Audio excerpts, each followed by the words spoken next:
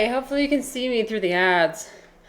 Oh dear. By the way, that's another one of my favorite songs from Skin Shape's album. This whole album, from start to finish, is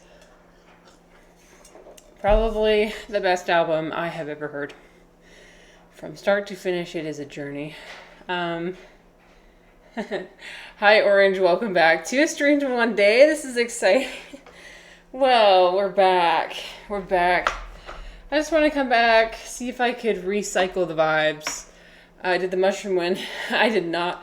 I'm so sorry. I did not play the game anymore. I immediately quit the game. I was like, no, I'm done with this.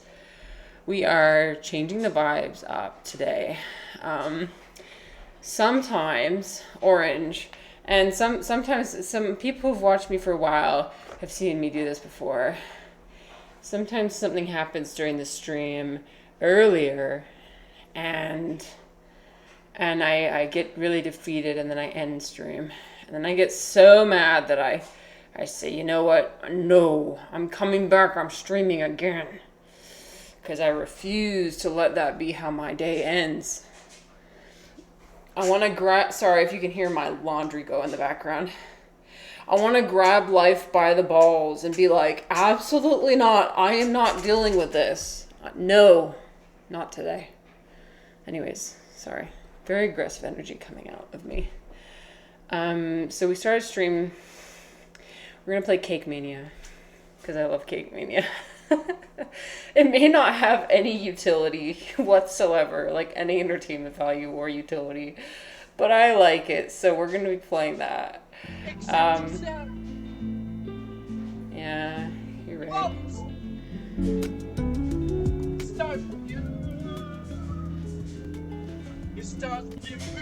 It does start with me. It does. Orange, you're so right, and that's the whole reason why we have that.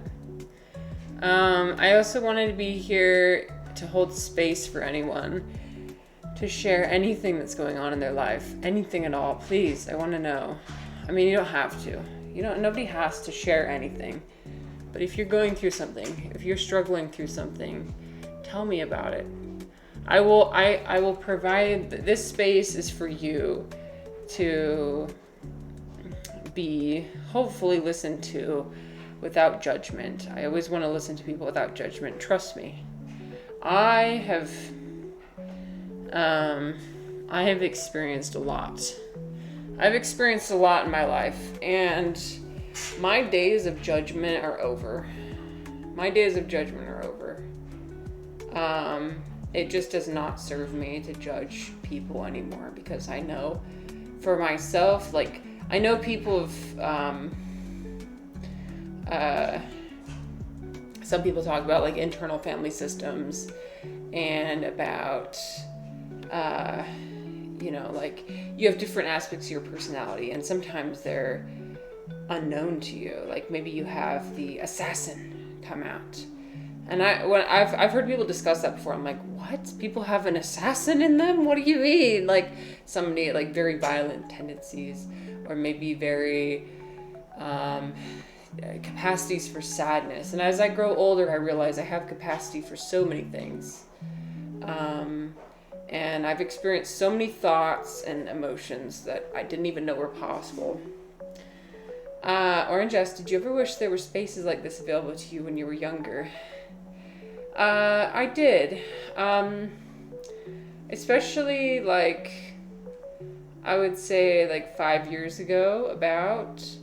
I mean, when I was a teenager, I did have a space, which was nice. On Tumblr, I had a blog where what I vented all my struggles into. Was my K-pop band that I just, was obsessed with, and I got together with other fans who wanted to talk about K-pop and whatever. So I had that. But when I was in college, I let go of that space, and I didn't really have a space to be myself without being judged. And so, yeah, I do wish that I had that when I was younger. And like, I have some friends who it's just so hard. I mean, like, these days I feel like you say one thing and people will judge you forever. They'll judge you based on one thing you say, or one thing you do, or one thought that you have, or even one opinion that you have. And that's just a shame, because I think that people are just multifaceted. There's so many aspects to being a human. Like, I have the capacity for good and evil within me. I'm not just a fully good person or a fully bad person. I don't think really anybody is. As somebody mentioned in my chat the other day, only a Sith deals in absolutes. I think it was Refly that said that. But, yeah, like, yeah, anyway, so this stream is for anybody. If they want to share anything, feel free. I will not judge you, because I have probably experienced something similar, or felt something similar. And something in the past that's held me back from sharing my true intentions and my true feelings is I feel like the only thing I want to share is leftover pizza. Oh, how did the pizzas turn out, Orange? I've never asked. How'd they turn out? Oh my gosh, I'm so jealous that you got to have pizza. Which one was your favorite pizza? Which one is your favorite? They're pretty tasty. I love that.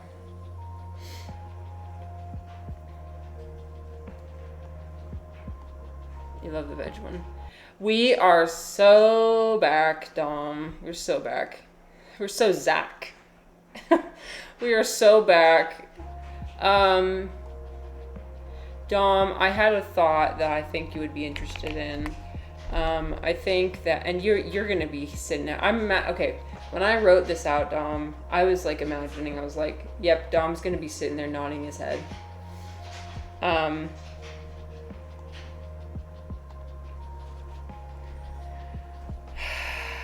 This one.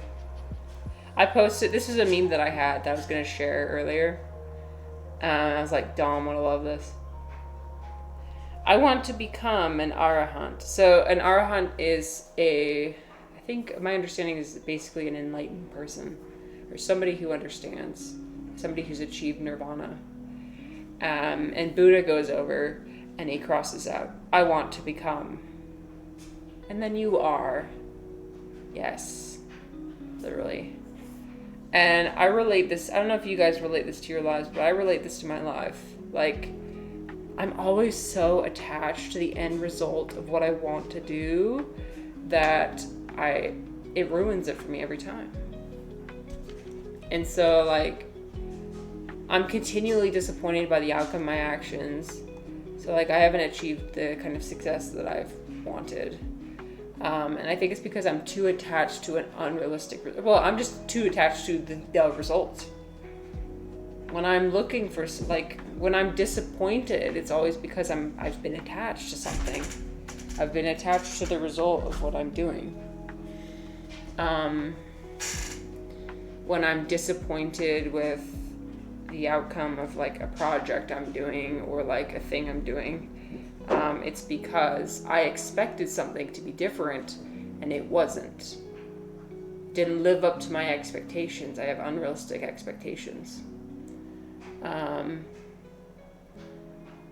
It's a hard thing to escape. Oh, absolutely. Absolutely. It's not easy. But hi, Matrick. Hello, Matrick. Welcome. We're doing round 2 of the stream today. Sometimes I think the universe is just saying, when I'm disappointed, it's like the universe telling me, you're not ready yet. Girl, you're not ready yet. You're not ready to have what you desire. Because you're too attached to the result. And so what are you going to do? So, like, for example, I'm attached to a certain result when it comes to, I'm going to be honest, when it comes to streaming, I'm attached to a result, right? And so what I think is what I think is happening is that the universe is telling me, you're not ready. You're not ready for that result. Because when that result happens, you're going to abuse it. You're not going to use it wisely. You're not going to, you know what I mean? You haven't gone through the character development necessary to use that power. I've been waiting around for the power. I want power. I do. I want power. I want the ability to influence people. I want the ability to affect people. And I think that I do not have the right motivations. And I think that I do not have the capability to utilize that in a way that would be helpful for I don't know, the world, the universe. Orange says, I wonder how we get taught to expect and hope for a future result from our efforts. Yeah. Right. Yeah, like you're always expecting a result. I wonder if it's, Orange, I wonder if it's just because when we're younger, we only understand one facet of people. We don't understand that people are full and complete beings. And so we look at people from one side and we don't see any of the work they go through. We don't see any of the labor. We don't see any of the internal turmoil. We don't see any of that. We just see the results. So like we grow up with these like celebrities or role models or people who have achieved a lot. And we don't see any of the work or the luck. Luck is a big one. Luck is actually a huge one. Actually, that's probably the biggest one. Your abilities can only get you so far. Like, your abilities can only do so much. But luck is a crucial component. And so, I think we miss out on that. Dom says, I cared so much about music and thought I didn't need people to care about it. But eventually, I just wasn't motivated. You thought you didn't need people to care about it. Don't you love it when you are like, oh, I'm so good. I don't care. I don't care. I don't care. Look at me. I'm unaffected. I don't care. I've gotten over it. Dude, literally, me. I don't care how I don't know how productive it is to read it to the result and give it meaning. I think the point is that the outcome is somewhat random, and intention is more impactful in terms of the mind. So not much can be concluded from the outcome, just my thinking. Right? Yeah, randomness and luck, Dom. Luck. Success equals desperation plus luck. And people always ignore the luck component. They'd rather think that it's because humans think we can control. We think we can control our world and our universe and our environment. So we're like, oh yeah, I'm experienced. So like you see not to get too political, but you see big power holders and big leaders in today's world, right? And they have deluded themselves into thinking that it's because of their own abilities that they've achieved that level of power and success. Even though that level of power and success is unfathomable. It is unfathomable when you think about the grand scheme of human existence. Right? Like, how could your abilities possibly get you that much power and success? Luck. The system, the way the system is designed, that is what has given you that. Orange says, for me, it's much more about the experience of the journey, the process. The end goal is really just evidence that I've adjusted my world in a way that I hope is positive. Yes.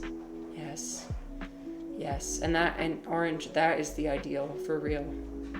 That's the ideal. That's what we all want to strive for. And I'm glad that you are trying to focus on that. Is it difficult for you? Was it difficult for you to come to that perspective, or to adopt that perspective, or have you always kind of had that perspective?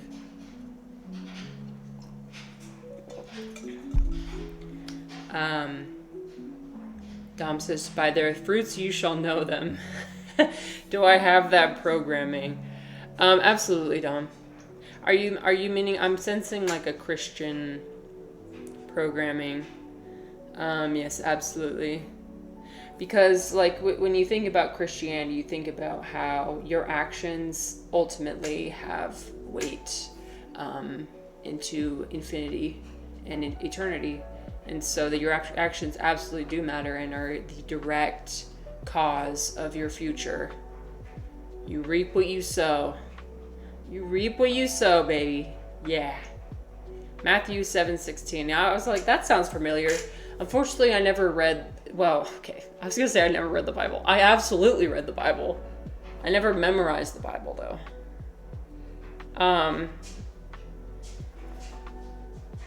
Orange says, sadly, I think I was born. What do you mean, sadly? Sadly. Oh, I see. Which makes it. No, and sorry to be flippant. I don't mean to be flippant. My flippantness comes from jealousy mostly. I'm jealous. You said it makes it hard to see how the world feels to some others. That's hard when you can't relate to people, for sure.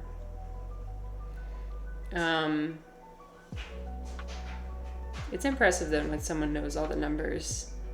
Yeah, I know, right? I used to have a few memorized. We had like a couple,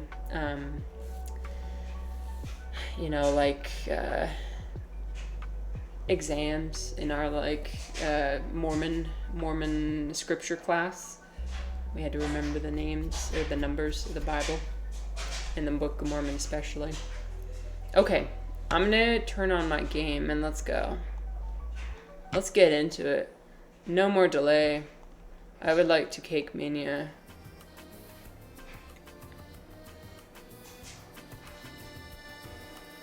Are we ready for the new age music? Let's go. That's good, right? I think so. By the way, I want to let you guys know that I am imbibing, okay? We are imbibing tonight. We're not glorifying the use of any substance on this channel, but just so you know.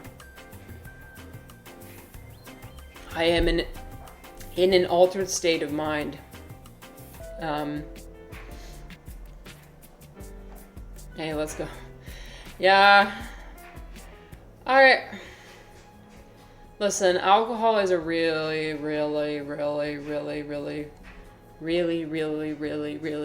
difficult topic to... It's Friday somewhere, I know. It's Friday somewhere. Wait, it is Friday though. There you go. It's Friday in Australia. I got both my Australians here. I'm basically in Australia. Let's bake. Okay, what should we do? Should we... I want to bake. I do. I want to make cakes. Look at this. This is a... You're stoned all the time, not gonna lie. Hey. Again, like I said in my pinned comment, I do not judge. I do not judge. That at all. I get it. Yeah. I get it. I have my friend, my best friend actually, she is always smoking weed. Mostly because she has chronic pain. She used to be an athlete, but now I think it's become like just a habit. I think I told you guys this. Like one time I went to go visit her, she opened the door. She just blew out this massive cloud of smoke into my face. Yeah. Yeah, we do not glorify the use of any substance on this channel, but we also acknowledge and realize that substances can can, I don't want to be very careful about how I say this. I was going to say it can help us cope, but that's, I don't want to promote any sort of unrealistic, bro.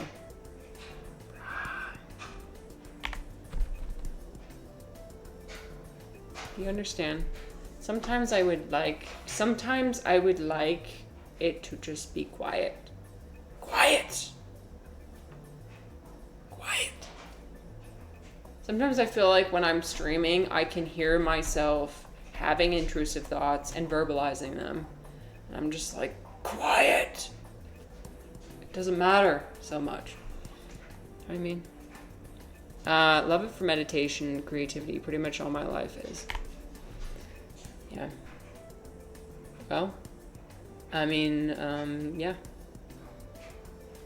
I want my mind to be quiet. Yes, I want my mind to be quiet. Yes, I want my mind to be quiet.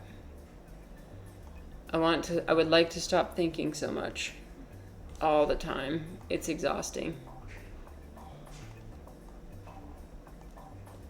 But, no, there's absolutely, and in that context, I would even call it a medicine. There's absolutely medicines that can be used to help you achieve a state of consciousness you want to achieve. I mean, that's what I do every Sunday. I'm honest. Like, I ingest psilocybin every Sunday as part of my spiritual practice. A lot of people, when they hear that, they probably will think that I'm some sort of an addict or like some sort of like there's something wrong with me.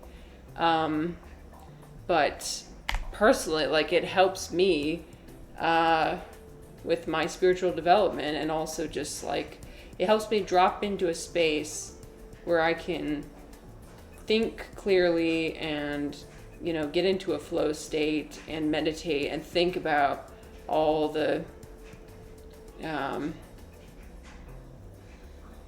just everything in my life. Like I told you, one time I meditated on the thought of disgust, right? And I shaved my legs in the shower, and I let the water, I didn't even let the water drain. I let the water just be full of like the little hairs, because like I was always so disgusted by hair, you know, it's disgusting. So I sat there and I sat there and I let it just be there. And I sat and sat and sat with that feeling of disgust for almost an hour. And not saying I brute forced my way through, but I kind of did. It doesn't bother me anymore. When I see little hairs in the bottom of my bathtub, like, it doesn't bother me the way it used to. When I engage in that kind of behavior, that's what allows me to do. Dom says it's kind of the elephant in the room of all of humanity, that everyone is just lost in thought all the time with no control over it. Literally, everybody's always lost in their own story. What are they telling themselves? Does the external environment validate that or not? When you're engaging in most conversations, Dom, I would say like 70% of conversations, it's what you're thinking as you're talking to somebody is, does this validate me? Does this not validate me? Does this validate me? Does this not validate me? And you're thinking that over and over. And it's like, are you actually listening to them? No, absolutely not. You're just listening to what you want to hear and taking what it is, you know? It makes you wonder, like, if true communication is possible. But I do think that true communication is possible. It just requires a lot of focus and a lot of breaking down of, okay, so I need to stop telling myself a story for now. I need to let go of whatever story is coming in and let that go and just try and be in the moment and be in like a stream of consciousness mode. I would say stream of consciousness is the closest you can be to like true communication. It's like when for example, if you were a lawyer, you show up to court not having prepared anything. You show up and you just fucking wing it. That's what it'd be like. You show up to a conversation with another person, not having any idea of what you're going to be talking about, not having any preparation for how sentences or topics or anything are going to start. You just say it. I have one friend like that, luckily, who I'm able to be like that with, who we have no idea how our it's crazy actually. Like, hi Refly, welcome back. We're having a crash out stream. Welcome. Crash out drinking stream. Cheers. I say as I slur my. I'm not gonna get to that point. I promise. But we're having less control over how our words come out. Easy 20. No, but like, get yourself a best friend who you show up at their house and a conversation starts with one topic, and then like it completely derails into you have absolutely no idea what anybody is talking about. You just talk absolute nonsense. I don't know. You just talk just to talk. You talk just to provide each other with that validation, that feeling that you're in this together, you know, you're there for each other, like the validation. That's all we need. I tell you, I talk to my friend and I leave her house. I have no idea what we talked about the whole time. I literally, if you asked me what we talked about the entire conversation, I wouldn't be able to tell you. Because it doesn't matter. It doesn't matter like what she likes. It doesn't matter what her interests are. It doesn't matter what we talk about. It just matters that we are two humans who want to share the space and make each other feel good, you know? Make each other feel good. That's true intimacy in my opinion, and there's different versions of that. You know, there's many, different versions. Let me go back through my comments. Orange says, my mind's inner voice is barely a whisper, but I habitually talked out loud to myself a lot growing up. Your mind's inner voice is barely a whisper. Oh, yes. That is so interesting. So Orange, you're kind of like the opposite. So you do not have a loud voice going on in your head, but it seems like whatever is in there just comes out whenever. But do you sometimes struggle with it coming out without you? Like, do people ever say you don't have a filter? You know, like, you just say what's on your mind when it's on your mind. I mean, that's the kind of person I want to be. And I'm trying to be more of. And that's sometimes why I like to imbibe in alcohol, for example, because that does assist me in getting to that point. Dom says, I still struggle with that, like removing desire for respect, which would be a good thing to overcome. Yes, removing desire for sure. Yes. I read some Theravadins view disgust as one of the top 4 best ways to get wisdom with impermanence, emptiness, and unsatisfactoriness. That is interesting. Disgust is, Dom, I need to do further deep dives on disgust for real. Because it is an emotion I've shied away from, for sure. It's an emotion I've let really rule, but in a superficial sense. I've let it dictate most of my life. I've let it run my life. Like, disgust with myself, disgust with other people, like cynicism kind of, in a way. But have I ever really sat with the feeling of disgust? Not until that one moment. You know, because in moments of disgust, what I usually do is I avert my eyes. That's our natural reaction, right? We avert our eyes, we look away, we're like, ooh, no, I don't want to see that. I feel like disgust is like the ultimate emotion. Because with like happiness, we welcome that in.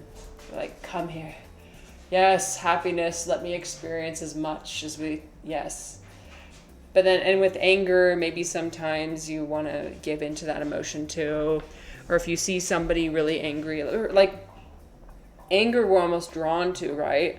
Like you see somebody get into a fist fight and it's like you can't look away, right? You want to just keep looking at it and watching it. It's like you want to see what's going to happen, you know?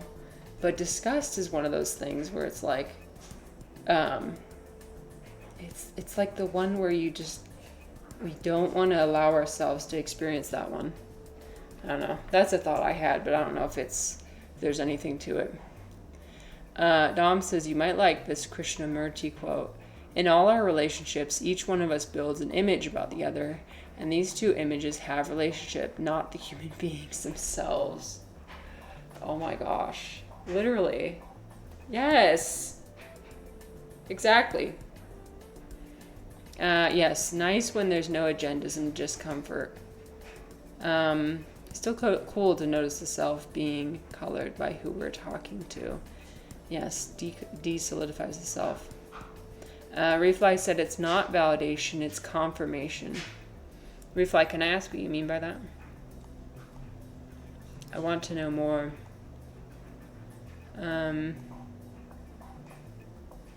Oops. I guess I didn't need that one.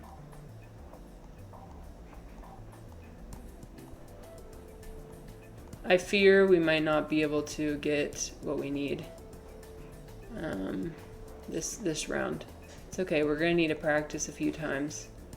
We gotta practice a few times and then we'll get there. Okay, what do we do now? I'm gonna make a 3-layer cake. Fuck it. Somebody want it, right? Somebody's gonna want it. Okay.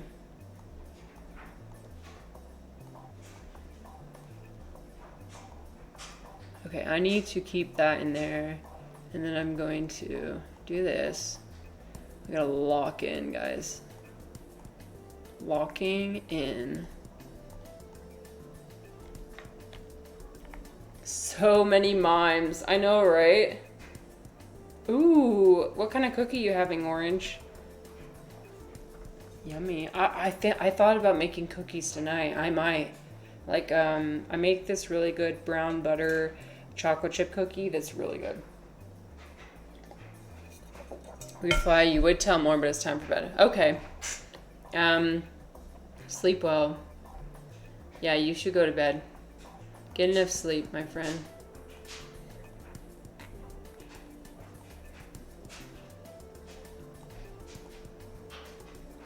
We love healthy habits. We also like saying fuck it sometimes. Just don't say fuck it all the time, you know? Only sometimes. Alright.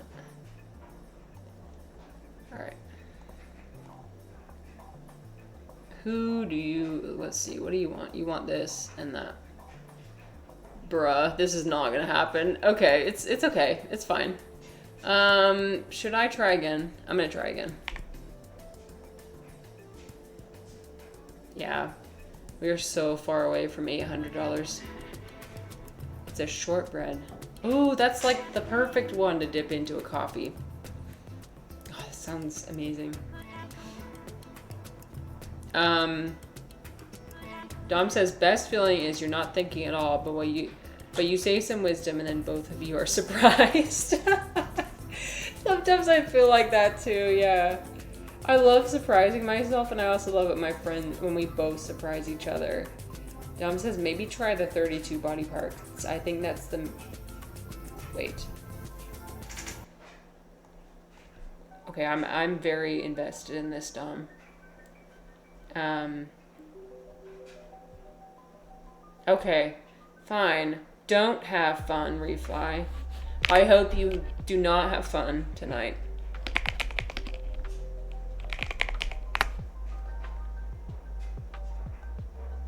There's 32bodyparts.com. Okay, Dom, let me know if this is not aligned with what you... Okay. The methodical practice of the 32 parts of the body meditation can help one penetrate and understand the true nature of the body, it can help one to see impermanence and comprehend that the body is made of 4 primary elements: earth, air, fire, and water.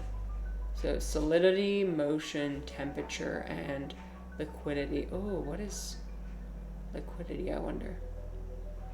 Orange says, yes, share your dreams with me. I love it when people share their dreams with me. Okay, let's see. Last night was crazy. I was the event manager for a Trump rally and also in charge of wardrobe for all the pre-speech entertainment. Oh, God. I remember seeing his speech notes being typed into a teleprompter. Okay, go on. That's a good way to generate disgust. That is...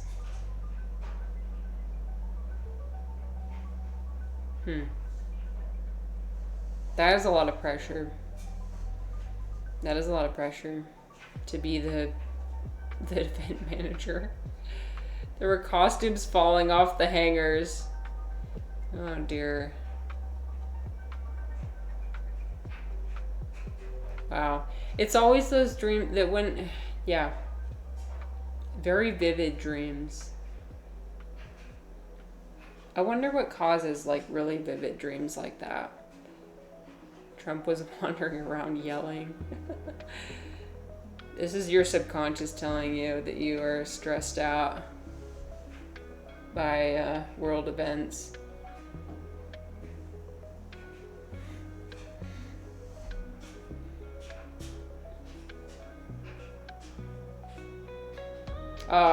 Dreams like that where everything's just like falling apart is crazy. Dom says, instead of scanning around your sensations, you think of these abstract, gross categories: teeth, hair, feces, pus, your own and those of others. Right. Yeah. Yeah, so look at all these different, are these all the 32 ones? I don't know if these are 32 of them, but look, I mean, it includes bile, phlegm, pus, grease, oh God. Orange says, the main thing on my mind is I need to get some Christmas presents for my family. It's interesting how stress presents itself in certain ways. Like sometimes it'll manifest in ways you don't expect. Oh, Orange, I wish you the best of luck. It's always so hard to get Christmas presents, especially for people who sometimes are hard to... Do you have anybody in your family who's like really hard to shop for? I know like my dad, for example, I have no idea what I'm gonna get him. Like I do not know what he would want. It's fun to give gifts to people and it's nice, but sometimes it's stressful for sure. Yeah, but the fact that you remembered so much about your dream, yeah, that's... I don't have dreams like that often, but when I do, they're like, whoa.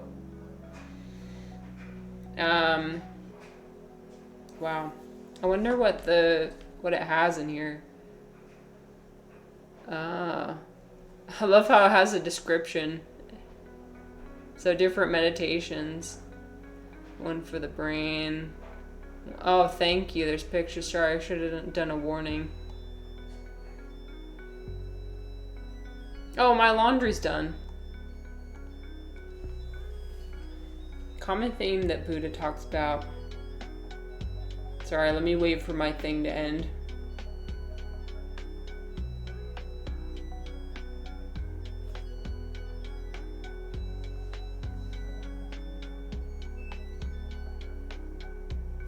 Okay, it's like a 3-minute long song. It's crazy. Clean, happy clothes. Woohoo! Oh, so they're dried. Yeah, luckily they're dry. That was the dryer. Yeah. I actually left them in the washer for 4 hours.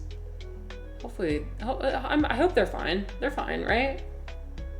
I'm one of those people who kind of like panics if I leave the clothes in the washer for too long. I'm like, they're gonna grow mold.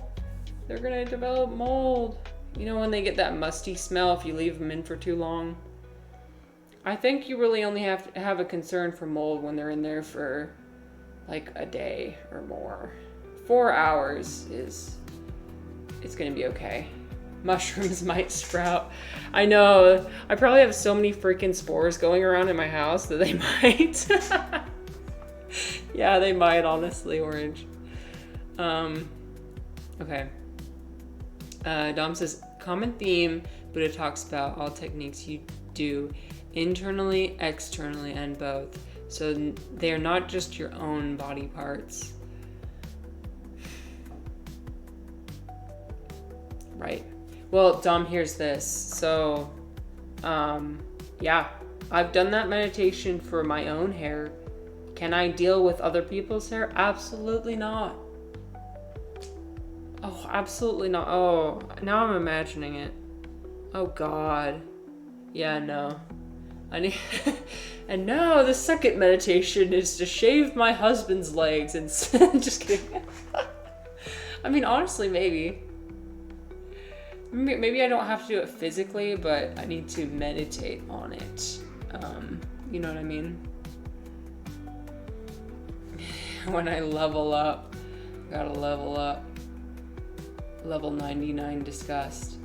Well, Dom, you know who's the people who are level 99? Custodians. Yeah. Yeah, people who, like housekeepers. Aspen Cold. Wait, what do you mean? I don't know much about him, that's why I ask. But no, like, housekeepers and custodians have achieved level 99. Oh, he's just gross, doesn't matter. Okay. I mean, I kind of agree, so. But they have seen probably the grossest of the gross, right? So that makes me wonder, have they achieved? They definitely have mental fortitude, we'll say that. Yeah, that's so interesting though. There's like a weekly schedule. Week 1. Head, hair, bot. See, I'm only at week 1 level. Like, I haven't even gone to... It's okay. We all have to start somewhere, you know? Although I did at one point work in specimen processing. So we dealt with like blood and urine and stool. Stool was difficult for me. I mean, it's difficult. Like, come on. Especially when it was like somebody had a condition. We'll say that. Certain conditions really, really bothered me. Orange says, leaning into disgust. Interesting challenge. I know. Well, so for those who are not Buddhists, it's definitely like I would call it a challenge in your mental fortitude. Like, can you look something in the face that disgusts you? But also, like, as far as your body goes, you need to really ponder, like, wait, this is my body. Why am I disgusted by my own body? And that's the first step. And then Dom, of course, is mentioning you need to move on to the second step, which is other people's bodies and not finding them gross either. And eventually, I think you come to the realization that everything has equal value. Everything has a purpose, right? I mean, you think about like, just how sophisticated the human body is. Like the fact that we can ingest things and then excrete them out is already like crazy, right? I wonder if okay, here's one thing I wonder. I wonder if a lot of our disgust comes from our fear of death. What do you think? Our disgust with some of the more disgusting aspects of the body, such as, you know, stool, pus, blood, whatever, come from their associations with either like being able to cause death or act like they're associated with death, right? That's what that makes me wonder about. I don't know, maybe, right? Because like pus, etc., like, and especially when it comes to other people, right? I mean, you can make yourself sick, cross-contaminate with yourself. You can do that, but it even becomes even more exasperated when you have to deal with other people, right? Orange says it's interesting to explore the nature versus nurture of disgust. We are evolved naturally to be disgusted by things that attract disease. Yes, we can be taught to be disgusted by anything. Oh yes, absolutely. It can be taught, but it's also learned. I mean, it's also inherent in our fear of death. The fear of death is inherent in my understanding.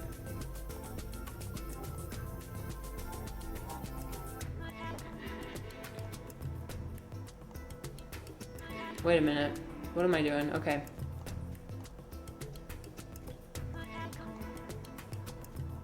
I'm doing everything backwards. This is a great start. We're fine. Oh, I just did the same one twice. It's okay. We're gonna do that. That's an extra one. Extra cake for later.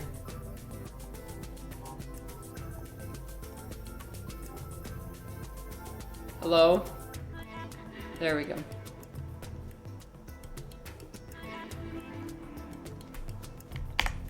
Yeah, like fear of sickness. Yeah, fear of sickness is definitely a rational fear. Rational fear.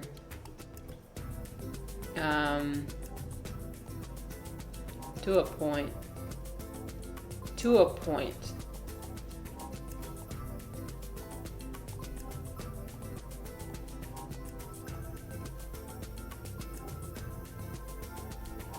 Ooh, sponge cake, cheesecake. Oh, yes.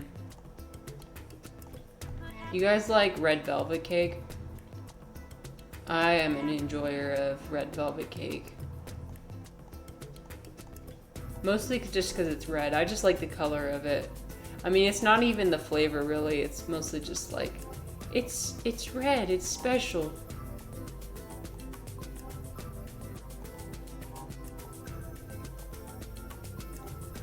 Okay, let's see. This and that. No, I love cheesecake though. So good. For National Cheesecake Day, I would always have it marked in my calendar because the Cheesecake Factory does like half off their cheesecakes. Go and get one. I don't really eat them anymore because they're a little bit too sweet for me now. Oh God, I'm old. I'm old. But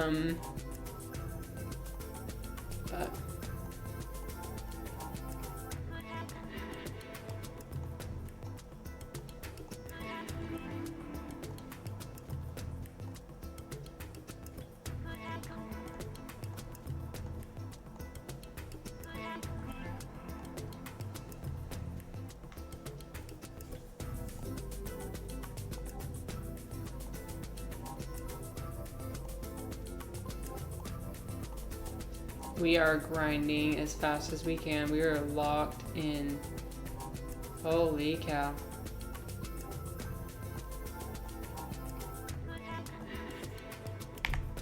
We always had fruit-topped pavlova at Christmas, along with a big traditional fruit pudding. Remember, what is a pavlova? Okay, I'm looking at this up now. Oh, ooh, fancy. Oh my god. I don't think I've ever had something like this. This looks like something from the Great British Baking Show. I think I remember them. I remember seeing them make one of these as like a challenge. The challenge is making sure it doesn't collapse.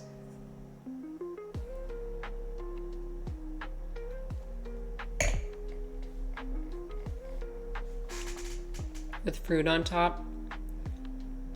Oh yeah, this one's definitely not too sweet. I'm imagining this being really light. I've had like lemon meringue pie, so that's what I'm imagining is like just the meringue part. Fruit pudding. Oh. Okay, let me show you guys. Let's see. Oh, what kind of cake do I like? I love the, okay, to be honest, I love the black Tammuz cake from Olive Garden. Except my mom makes it homemade. The Olive Garden one is but my mom makes it homemade. This is the opposite of, so sorry. If you don't like, if you prefer light cakes, this is not the cake for you. Look, oh my god. I need this right now. I need this so bad. Chocolate cake, and then it has like a chocolate mousse, and then it has a custard, and then it has chocolate ganache, and then it has like chocolate ganache mixed with whipped cream, and then it has chocolate chips on the side. Bro. I haven't had this in so long, but this is like the most decadent thing I've ever eaten. Yes, it is divine and it is decadent, but if you do not like sweet and decadent things, you won't enjoy it. I love it. Give it to me. Oh my god. But I can appreciate a good light cake as well. I made one cake. Let's see.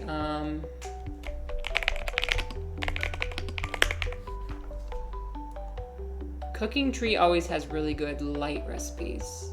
So I made a strawberry cake from them at one point. Which one was it? I think it was this one. Sometimes I like making their no oven cakes. And they're always so pretty too. I think this is the one I made. But I like following the recipes. They're so pretty. It's a Korean channel. So you know that if you follow a cake recipe from like a East Asian channel, it's gonna be not too sweet, because that's like the ultimate compliment. If somebody from China, if somebody from Korea, something says, oh, it's not too sweet for your dessert, that's a compliment. Like that's what you want. Is there a Chinese dish I really enjoy? Dumplings. Dumplings are good. I really like. Oh, I should do a Chinese food tier list, shouldn't I? I should.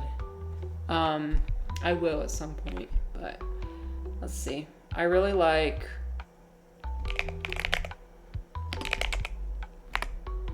Oops. No, it's not Suzhou duck. It is Suzhou sweet and sour fish. Look at this. This is so awesome. I mean, this is fried, so it's kind of like, but this is like really yummy. So it's fish with sweet and sour sauce, and then cut into tiny little pieces. You eat with chopsticks, and you eat it with rice. It's actually really good. I love it. Yeah, and usually in China they serve you the whole fish, head and everything, skin and everything. You've never been there? Well, I hope you can go at one point. It's really good.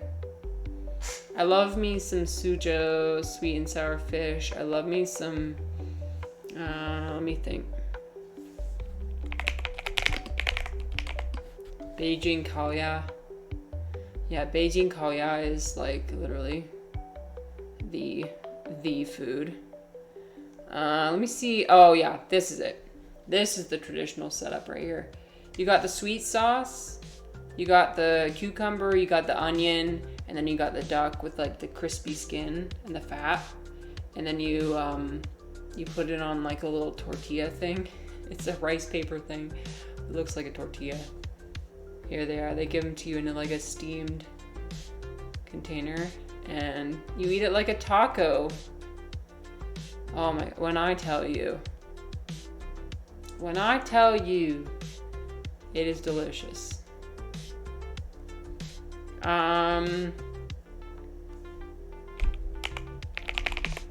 Let me think of what else.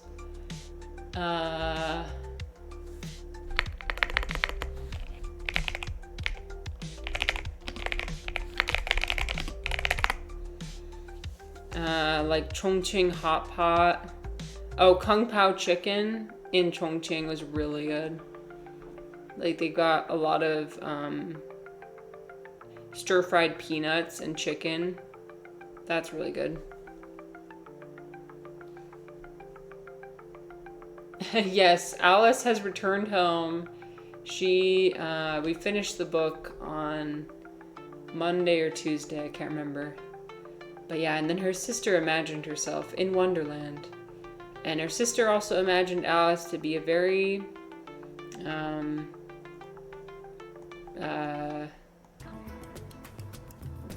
what's the word I'm looking for? Her sister imagined what Alice would be like as an adult and imagined her as a very imaginative. That's what I was looking for. Imaginative adult. She had a very, very impressive imagination. I've said the word imagine like 10 times, but that's okay. It is what it is.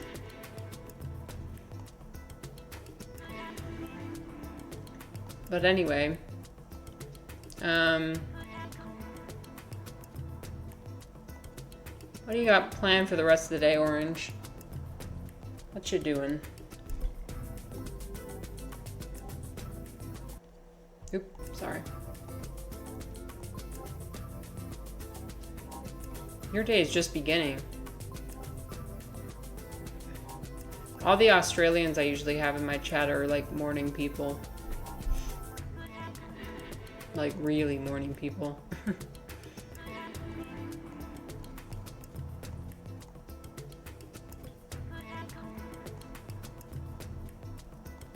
Let's do that. And then this. And then... I fear we might not be able to. We'll try our best.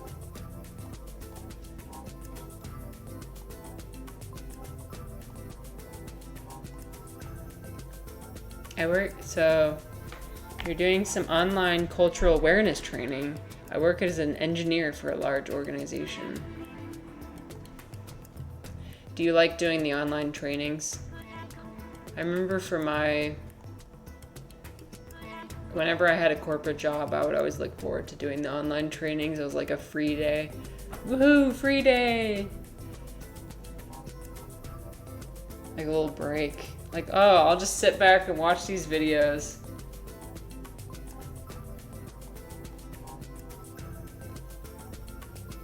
I'm never in a huge rush to let them finish, you know? If something says like the time you should allot for this training is 2 hours, I'm gonna allot 2 hours for that. Even if it could take me 15 minutes to be done, I'll be taking my time. That's cool. So what kind of engineer? If you would like to share. If you wouldn't like to share, that's okay too.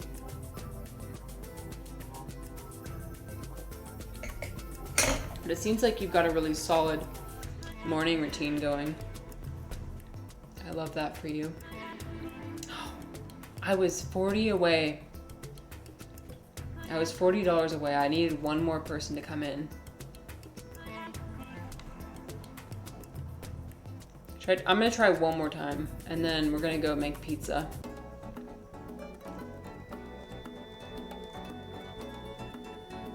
Research in radio science. Normally I work in office, but today I'm home. Nice.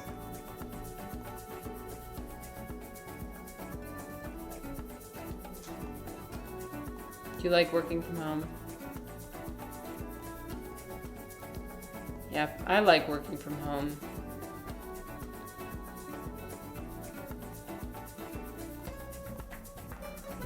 Well, I guess it would depend on the office space.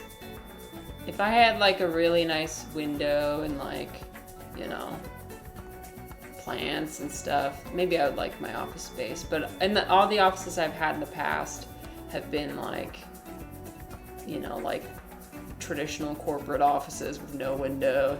You know what I mean?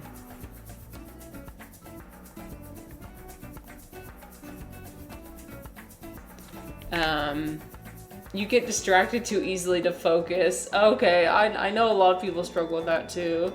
Plus, I have to do stuff with equipment, so I have to be there anyway. Oh.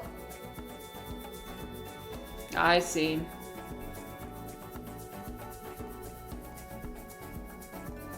Right. So most of your job is not something you can do from home.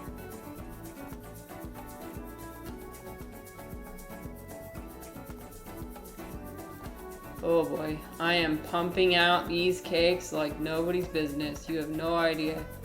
I am a cake wizard.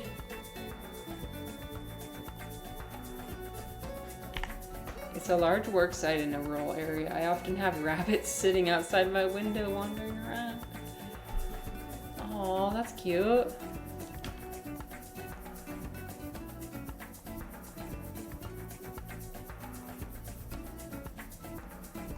I love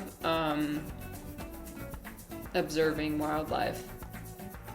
Well, even if it's just like your own pet. Like if you really watch an animal and their behavior, it's fun. You'll be entertained.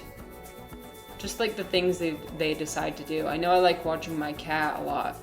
I'm just seeing like, it's almost like I can see her thought process. Like she'll be sitting somewhere and all of a sudden she'll get the urge to like lick herself, or maybe she has like some part of her back that itches really bad and she'll like lick herself really fast, or she'll like suddenly like something my cat likes to do is she'll like parkour against the wall. She'll like literally do a flip against the wall for like no reason at all. It'll just suddenly like arise in her. Animals are so fascinating. Like, what is going on in there?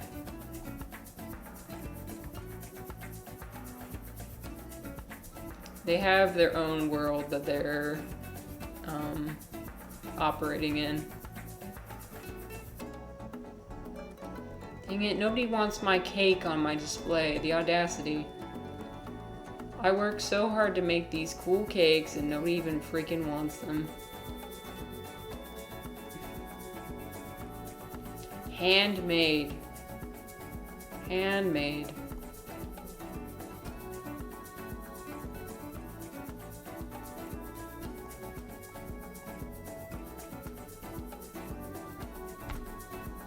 I don't have a lot of experience with rabbits, but I think they're really cute.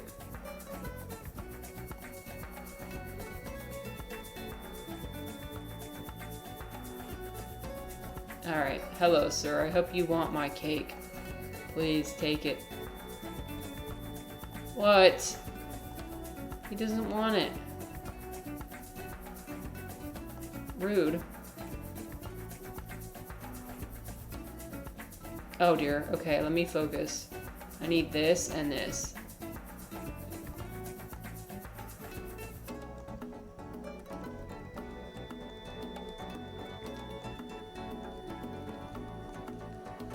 Okay. We just gotta help. So if this night, he refuses to let anybody order until you finish his order. The audacity.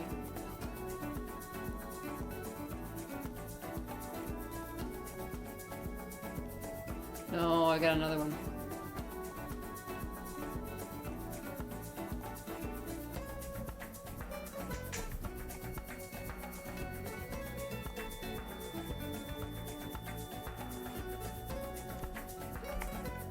2 days ago I bought...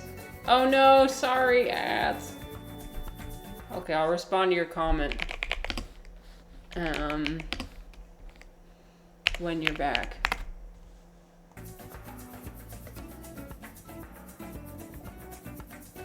You're back already. Okay.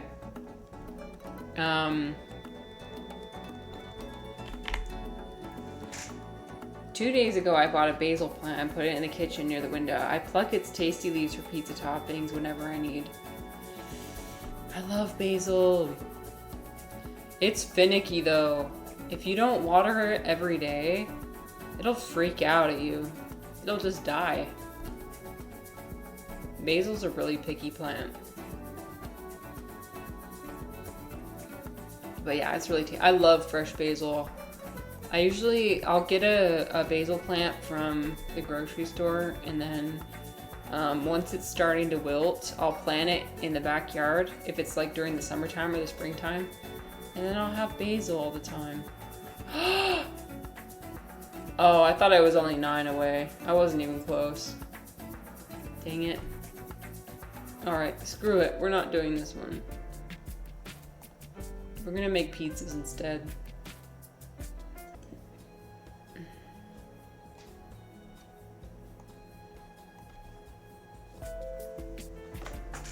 Okay, we're gonna make pizzas.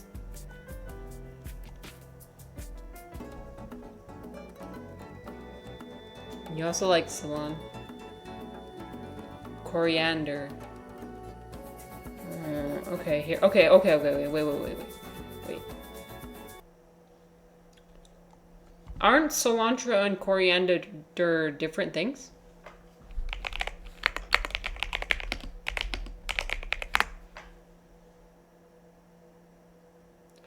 What?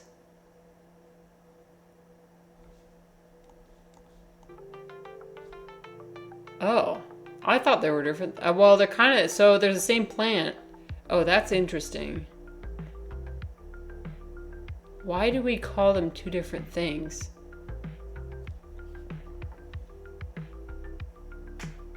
So they're the same plant, but, so, oh, okay. So do you usually use the green leaves, or do you usually use the, because like we call them two different things here, and they have two kind of different flavors. I had no idea they were the same plant though. So cilantro is the name for the plant's leaves and stem, while coriander is the name for its dried seeds. That's fascinating. Find it harder to care for. Yeah, cilantro, whenever I buy it from the store, it wilts very fast. But I love cilantro. Oh my god. In like Mexican food, so good. It always adds like a really fresh dimension to your food.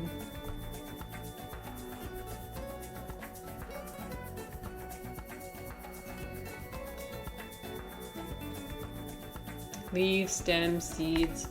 I use seeds in my curry. Oh yeah. Yeah, that's really good for curry. It has like a,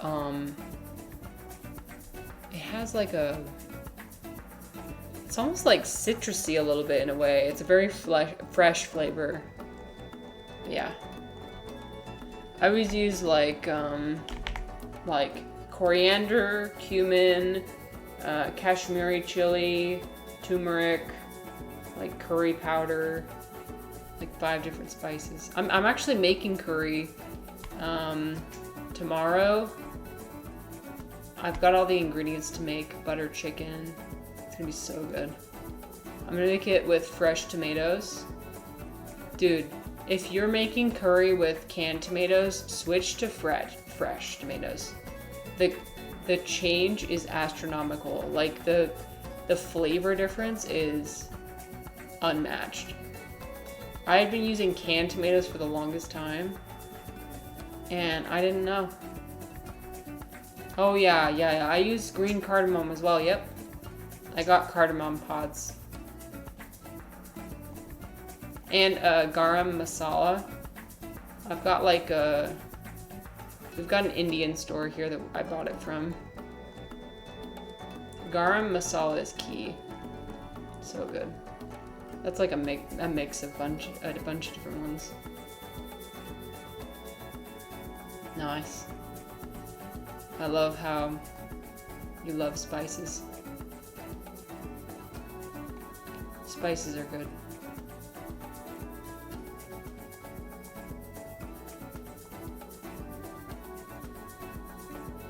Alright, let's see.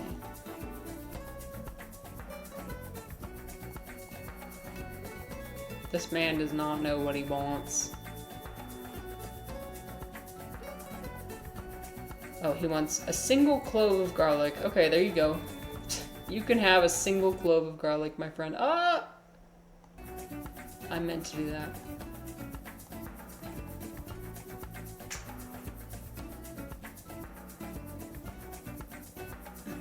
I'm loving the orange lighting.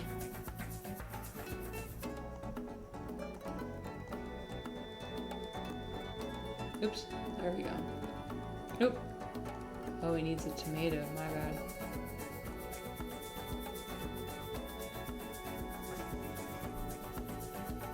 Yeah, I wonder what I should have for dinner tonight. Haven't decided yet. Yes, we did it. Wait. Yes! Yes! Yes.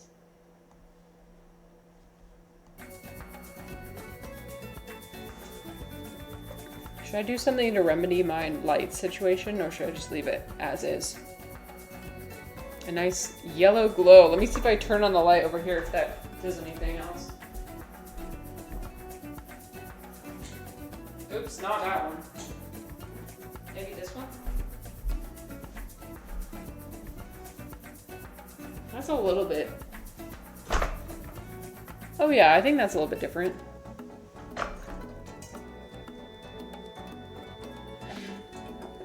I'm becoming sunlight. Yes. I would love to become sunlight.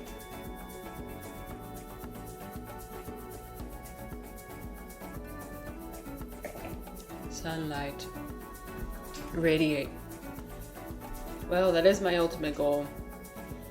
I would love to tap in to whatever source there is, whether it be the universe or God or whatever. I would love to tap into that and just like permanently be able to radiate so that other people, I just want to be a vessel ultimately. Cooking rice also. Oh yeah, I'll be cooking rice. Yeah, I usually do brown rice. I like brown rice. I don't like white rice. I like brown rice. But I'll put in my rice, I'll put turmeric. I'll put a little cinnamon in there. It gives it like a little bit of a sweet taste. Turmeric, cinnamon, cardamom. Like a little bit of oil, a little bit of salt. It's good.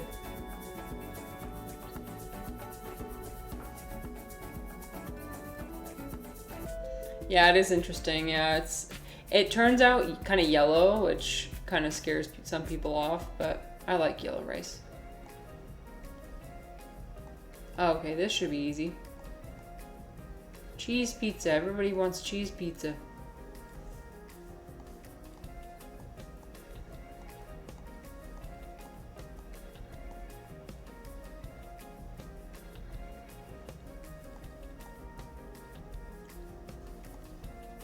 Oop. Orange, do you usually watch a lot of small streamers?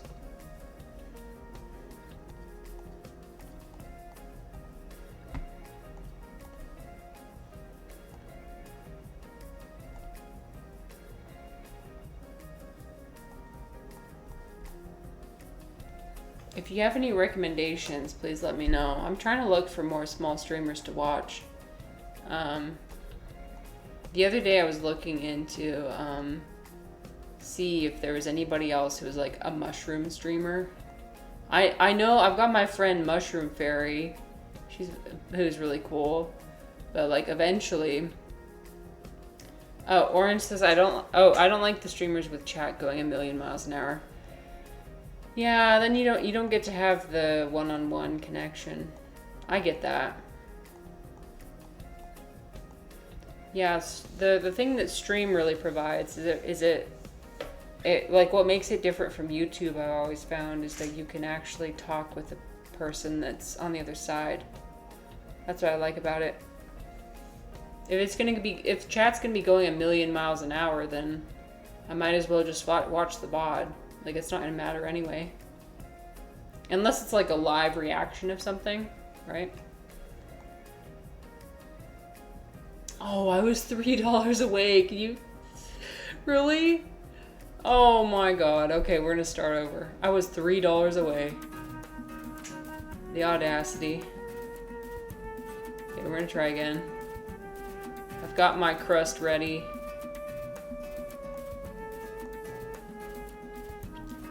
Seems like people come to Twitch for a very specific experience. And I found too, because I used to never watch Twitch streams, but I found that it's been really rewarding, like a lot more than YouTube. I've been disappointed with YouTube recently, actually. Like, it just doesn't compare to the kind of like cultivated vibe you can find on Twitch. You watch a few small cooking streamers and art streamers. Ooh. Well, if you have anybody to recommend, let me know. Especially if they're like philosophy streamers. Yeah, I was looking for other mushroom streamers because I wanted to like. I have this idea of this stream that maybe one day I reach partner, or like one of my friends does. Because you have to be partner in order to form a team. I want to have like a mushroom themed team. I don't know what we'd call ourselves, but I think I enjoy... Oh, Stranded on Earth 13. She's an American who studied languages, living and teaching in Japan. That sounds awesome. Yeah, that sounds exactly what I would look for. Oops. I'm writing that down in my notes.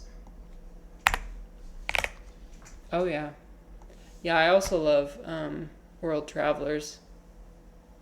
She's trying to create a career on comic creation. Oh, a comic artist? Ooh.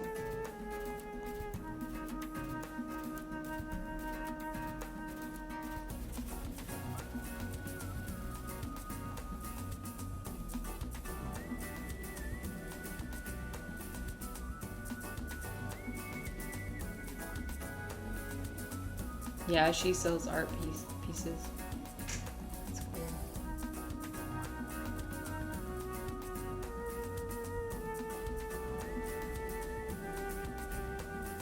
Alright, come on.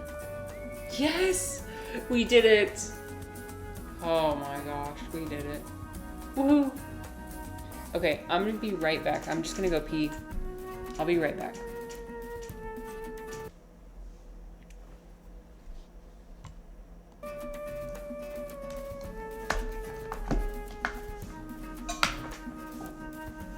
Let me mute my mic.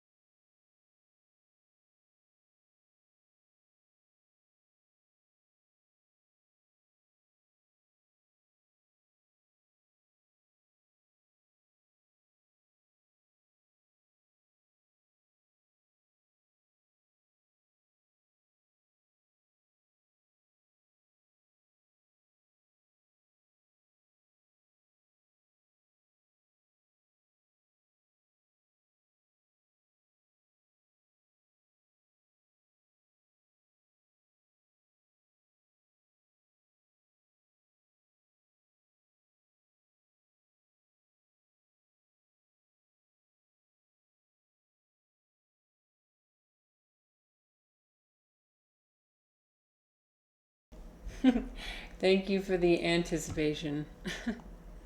You're so sweet. It's nice for you to be here. Yeah. Did you hear what I was when I was yapping about my idea? I'm eventually wanting for the emotions to like wash over the screen and create a really cool effect, similar to Leslie Tanner. Leslie Tanner is kind of like one of my icons, although his community is pretty not very nice. But himself as a streamer is very nice. Very creative, like insane creative abilities. So anyway, he's inspired me to.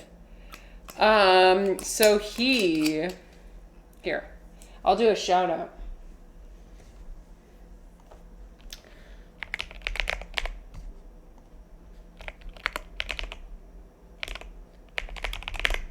Okay, let me make sure I have the right person. If I shout out the wrong person, that would be hilarious.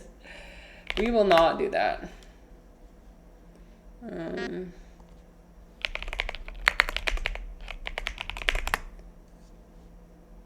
Oh, it's spelled without a Y. That's good I caught that.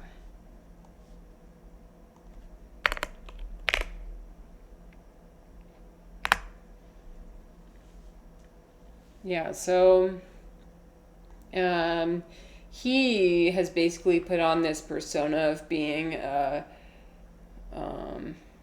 80s/90s self-help guru. And what he has constructed is he wears a black turtleneck every single time he streams. And he's constructed like these insane production value videos that play behind him as he streams. And it's like a call-in show, so people call in and ask for advice. And basically, it's like a very ironic, like surreal. I don't know. His community is like they're like experiencing a mass hallucination. I think it's like whoa. So I will say this, like, be careful, because if you say the wrong thing, you might get bullied. But like I would say, like, from a objective aesthetic point of view, if you look at what he's created, like even his like starting soon screen, or like, you know, he'll have things just like completely wash over the screen, and it's like a VHS aesthetic, you know. So it looks like you're watching an old VHS from like the 80s or 90s. So really cool. He did this one subathon, which is called The Power of Silence, where he would just sit there and not talk for the entire span of it lasted for like 4 or 5 days, where he would just sit there and not talk, and people would call in and just say the most craziest thing you'd ever heard of, and he'd just sit there and in silence. So I think the concept is really cool, and everything, but in my honest opinion, I don't love like there's a lot of toxicity, unfortunately, from some of the members of his community. But I think like the whole idea and the whole execution and everything is really impressive. So, but yeah. Okay, we're gonna continue. Oh yeah, we got 250. Okay, we're good. We're gonna look for another one. Yeah, but thank you for sharing that streamer in Japan. That sounds awesome. I've always wanted to visit Japan. Haven't yet. I mean, I've been in Japan briefly. I was in the airport. It's usually when I'm on my way to China. But one day I'd like to visit. I love Japanese food. Japanese food is delicious. Like, oh my god, Japanese curry, amazing. Curry, sushi, ramen. There's probably other Japanese foods. I just know the most stereotypical ones, but I guess I won't know until I visit, right? Orange, have you been, what's like the coolest place you've ever been to? Have you been outside of Australia?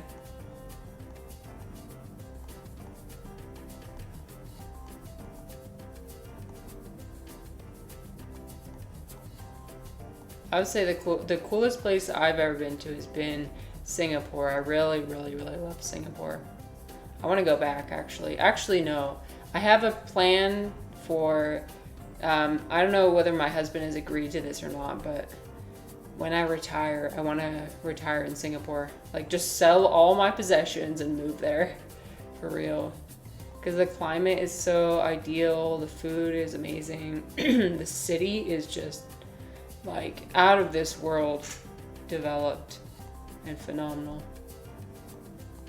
It's just like utopia, basically. Oh, you've been to the US. Oh, interesting. Well, you know, as a US, as an American, that obviously piques my interest. We're always so self-obsessed. You've been to Malaysia. You've been to Singapore. Wait, you've been to Singapore. Wait, when did you go to Singapore? I need to know. Was it recently or? Because Singapore has definitely changed a lot over the decades. But yeah, Singapore was so impressive to me. I mean, and we went everywhere. Like, we didn't just go to the tourist spots. We went to the, oh, it was a long time ago. Oh, okay. So yeah, Singapore has changed a lot. I mean, I'm sure it was great when you went.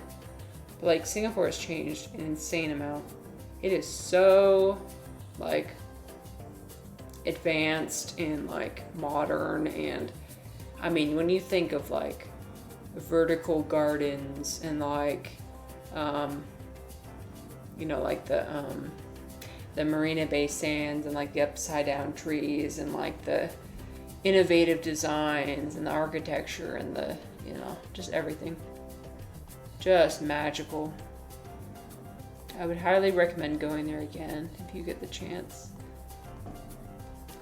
Your favorite place so far is Christmas Island for nature. Oh, you're a nature enjoyer. Okay. Let me see.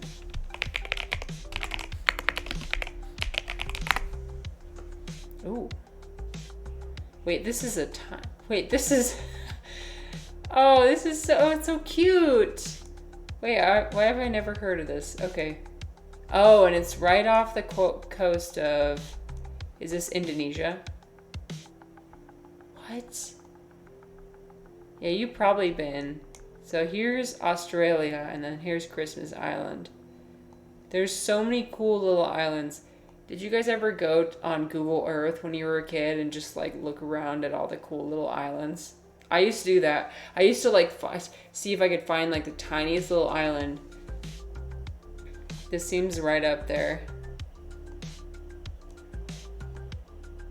Wow, this is like one of those islands you could explore in a day. 135 square kilometers. Wait. Oh my god, wait. Crab Island. Are there a lot of crabs? Holy shit.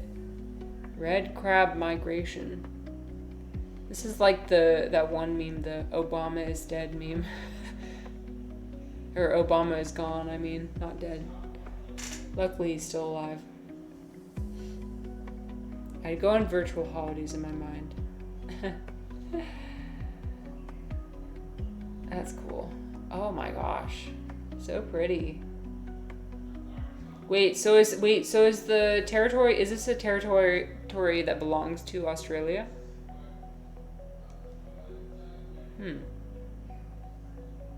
I love this blue water though. So pretty. Crabs everywhere. All the pictures are about the crabs. Oh, it's a territory of Australia. Okay. That's awesome. There's a movie about it. Have you seen the movie? Holy shit. There's crabs everywhere. There's crabs everywhere. No, but I love this. This is awesome. My favorite place is maybe New York because diversity. Oh, your favorite people place. I love how you distinguish between the nature places and the people places. That's an important distinguishment. Yeah, I would say my favorite people place would be Chongqing. Chongqing is my favorite people place. I've got a few vlogs from Chongqing actually. That's like a man-made place, you know. But nature place would be like Chengdu, just across the way. There's Chongqing and there's Chengdu. Chengdu has a lot of like, it's a smaller city. It's got like a lot of natural beauty. But that's interesting that you like New York. I actually, I don't know. I went to New York and I feel like it was a little bit too romanticized for me. I went there and I was like, that's it? I'm sorry. I'm glad you liked it though. I'm glad you liked it. Do I like forests? Like is maybe the wrong word. Okay. Well, I like forests for sure.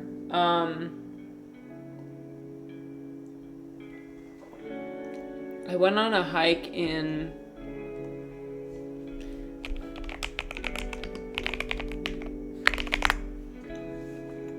like the Pacific Northwest. It was in like San Francisco. I forget what the name of the hike was, but wait.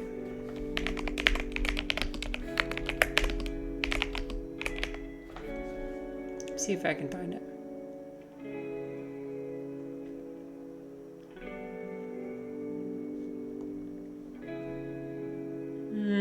Well, there was this one hike that was really beautiful. There was a waterfall in San Francisco. So we like hiked in a forest that kind of looked like this. Oh yeah. Actually, one of my dreams is to move to the Pacific Northwest, like specifically Oregon or Washington, because I mean obviously there's mushrooms there, right? This is like the peak mushroom area of the United States. This is where all the mycologists go. But also because it's green all year round. I want to live somewhere that's green all year round. Mostly because I'm somebody who's prone to seasonal depression. So I just like, I need living things to be around me, you know?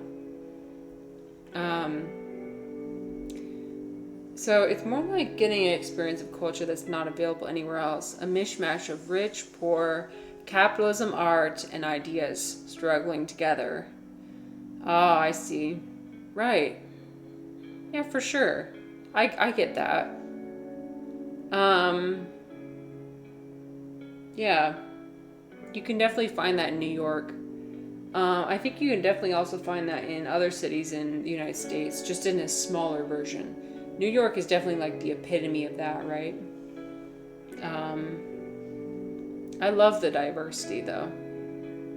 Yeah, that's one thing we have going for us here in America is diversity for sure. It's crazy to see the contrast. Like when I go to China, for example, like a lot of the cities you go to, like it's 90% Chinese people, and some of them have never seen a foreigner before. Okay, like when I was living in Yinchuan, like a city of 2 million people, they have almost no foreigners there. Maybe like 5 foreigners in the entire city.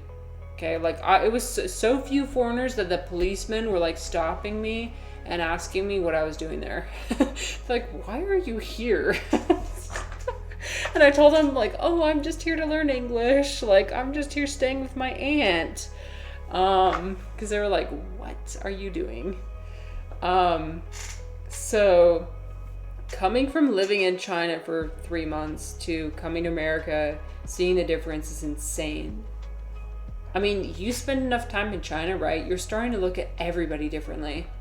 Because if you see anybody who's not Chinese, like, you're like, Foreigner. You start to act like them. I mean, like Chinese people, they'll look at somebody who looks different and they're like, that's a foreigner. I mean, I don't blame them because like there's 90% of people are Chinese. You see one person who looks different, it's like a spectacle. Orange says, growing up in rural Australia, it's like the polar opposite. Oh, I see. So you also grew up in a homogenous community. Yeah. Well, Orange, I kind of get that. I grew up in a city called Logan, Utah, which is at the time when I was there, it was like 60 or 70% white. And then my school was like, we had 2 Asian kids, like maybe 5 black people. I mean, it was mostly white, and it was mostly like Mormon, white, no diversity, and I couldn't stand it. I wanted more, so that's why I moved to Salt Lake. Salt Lake is like the capital of my state, and it offers a lot more diversity.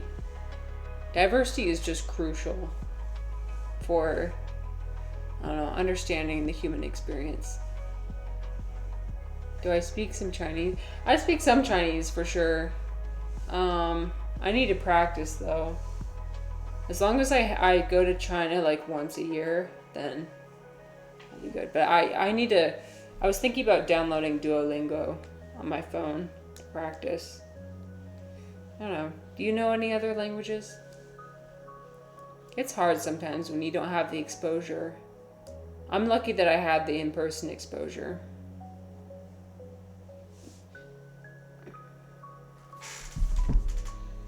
But yeah, I love forests. They're magical. This is a magical forest. I mean, the Pacific Northwest is magical. This is like, I mean, I always wanted to live in like the Baldur's Gate 3 Act 1 universe. And whenever I go on a hike, I imagine I'm in Baldur's Gate 3. Just like, I don't know, trekking through the terrain. You lived and worked in Italy for 3 months. That's cool. Oh, I'm jealous. I love Italian food, but I've never been to Italy before. That's great that you had that experience. Probably helped you become... Did it help you become like more open-minded? And also, like, was there anything? What was like the biggest culture shock for you?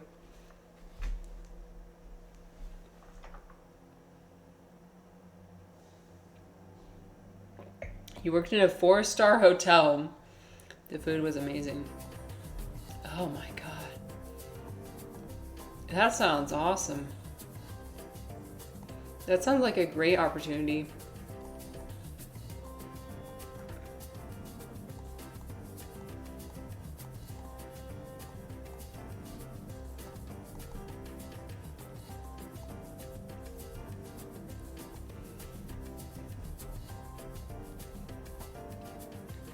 Oh, I was $9 away. Okay, I'm gonna start over. Come on, we got this. We got this. $9. She's $9. I think we gotta get to this super one before she converts somebody to a mime. Without their consent, by the way. The audacity.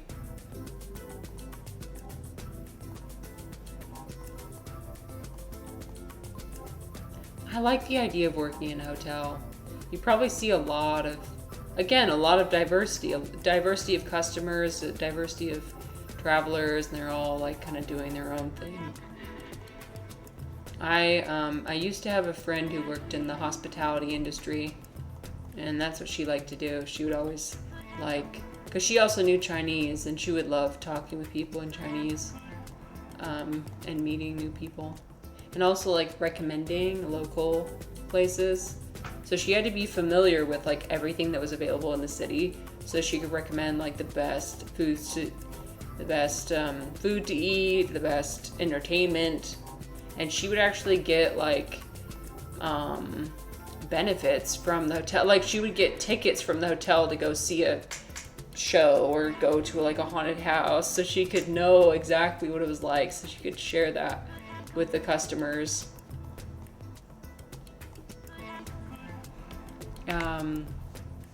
You were thinking about being a chef or a musician growing up. What stopped you? If you don't mind answering. What held you back?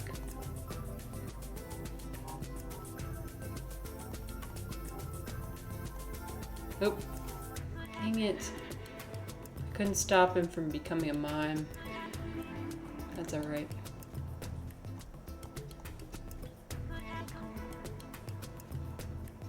Let me think. What did I want to be when I grew up? Well, I wanted to be a biomedical engineer. But I think I mostly just said that to boost my ego. I didn't actually want to become that. I wanted to be somebody with power. Power and influence.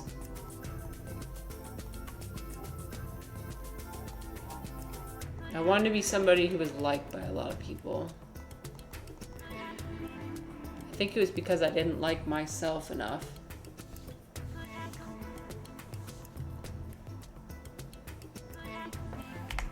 I think engineering had more income, and I also enjoy the creativity it needs.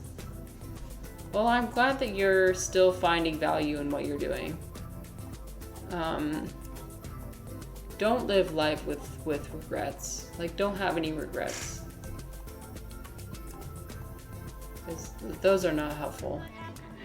So I'm glad you're still finding the value in what you're doing and recognizing like, oh, in the past I wanted to do this, but that didn't work out, so I'm doing this instead. Like, so much suffering is caused by regret and guilt. You know what I mean? We don't need that. Dang it. Okay. Let me try this one.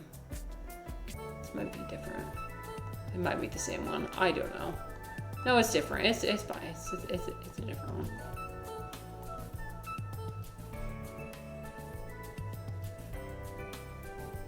It's different. Okay. Oh, so many ingredients. Jesus.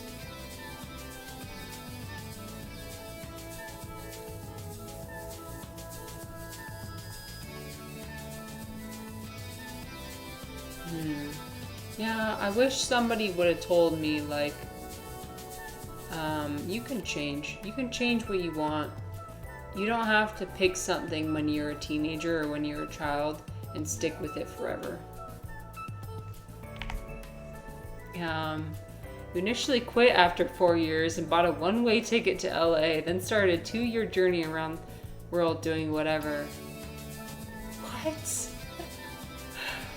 Oh my gosh, you live such an interesting life. How did that turn out for you? Oop.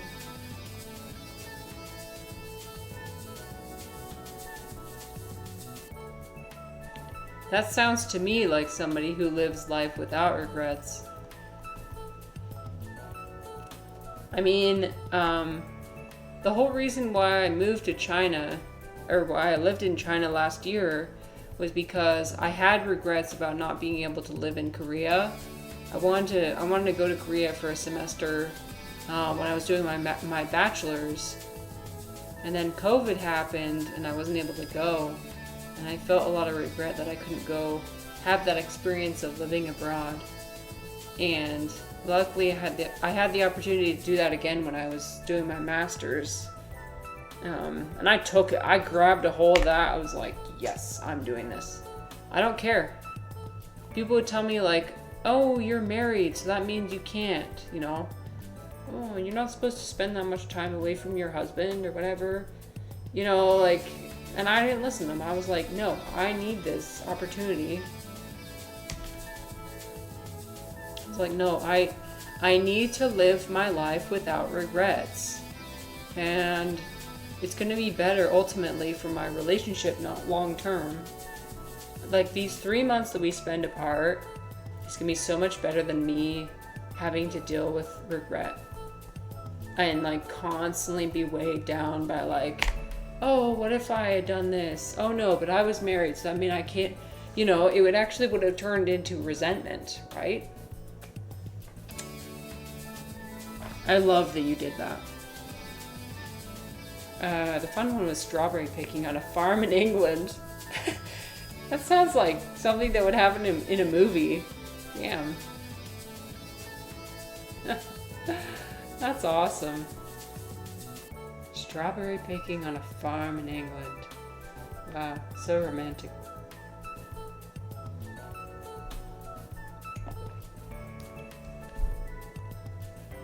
I'm gonna go to Europe one day. One day. And Italy's gonna be my first stop, for sure. I'm going to Italy, for sure. Oops.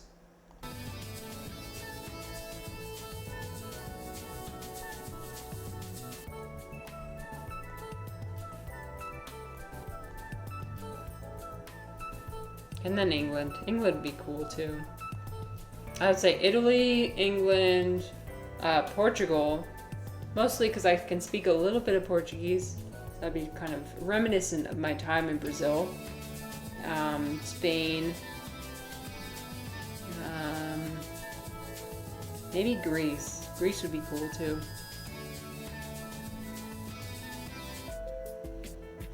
I always tell people I always want people to have something to look forward to.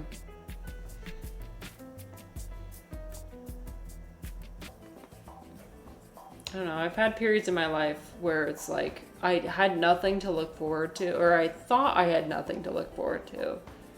And I want to go back and tell my past self, it's like, what? You still have so much of the world to experience. What do you mean you've got nothing to look forward to, If you work hard enough, you can get there. Yes, Brazil. Yeah. I lived in Brazil when I was 15. My dad took a sabbatical from his job and worked at a college in Sao Carlos, which is in the state of Sao Paulo. So it's an hour to 3 hours out of Sao Paulo.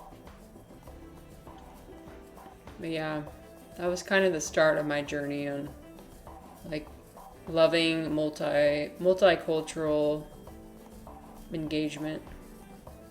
Oh, have you ever had Brazilian food? When I tell you Brazilian food is the best food. It is the best food.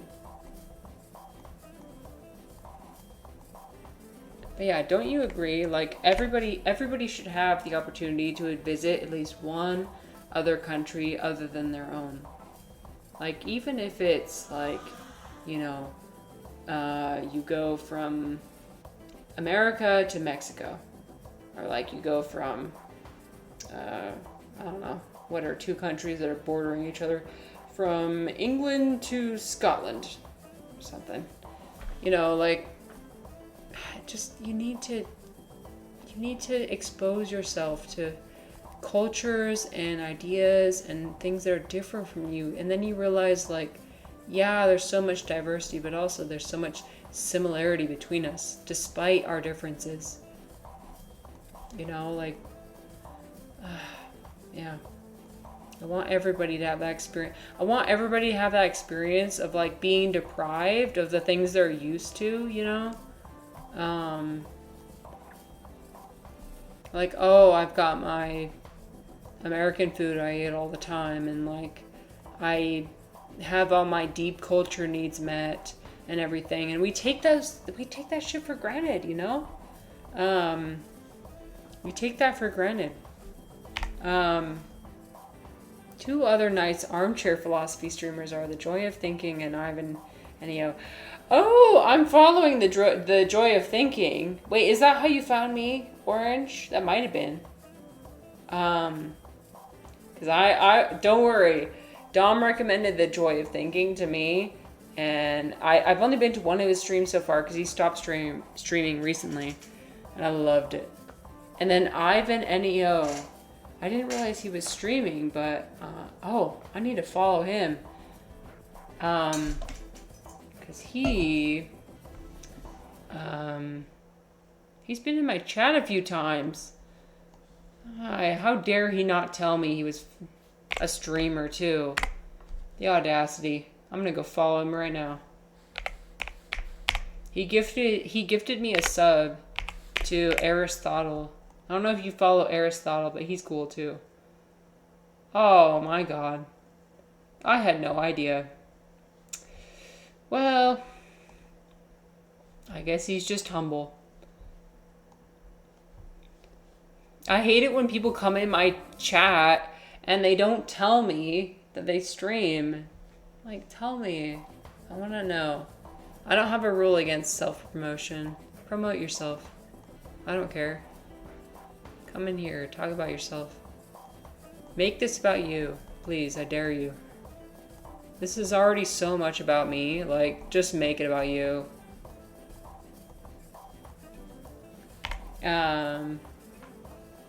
Yeah, Orange says, I don't know any mushroom streamers. The closest I know are a few diadem streamers. Interesting. That's okay. I'll continue my search.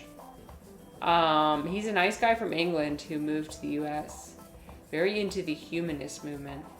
Oh, he was telling me about that. He was telling me about that in one of my streams. About he's inventing a new religion kind of based on humanism.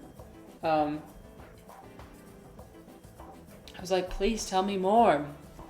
Show me. Show me what you've done. Share in my Discord or whatever. But again, I had no idea he was streaming, bruh. I was like, where are you sharing your ideas? He didn't tell me. Well, now I know. That's okay. Now I know. That is true restraint. You know, that is true restraint, right? Like, going into somebody else's chat and not expecting anything, just like wanting to be there. He's written a book trying to improve the world. No. That's excellent. That's awesome. I love that. Well, here's what I've always wanted, right? I've always wanted to be part of... Well, I probably yapped about this already, but I've always wished that I was born in the 1960s and 70s so I could be a hippie. I want to be a part of like a counterculture movement. I want to be a hippie. I want to get together with people and share our ideas. And okay, I'm going to read this book.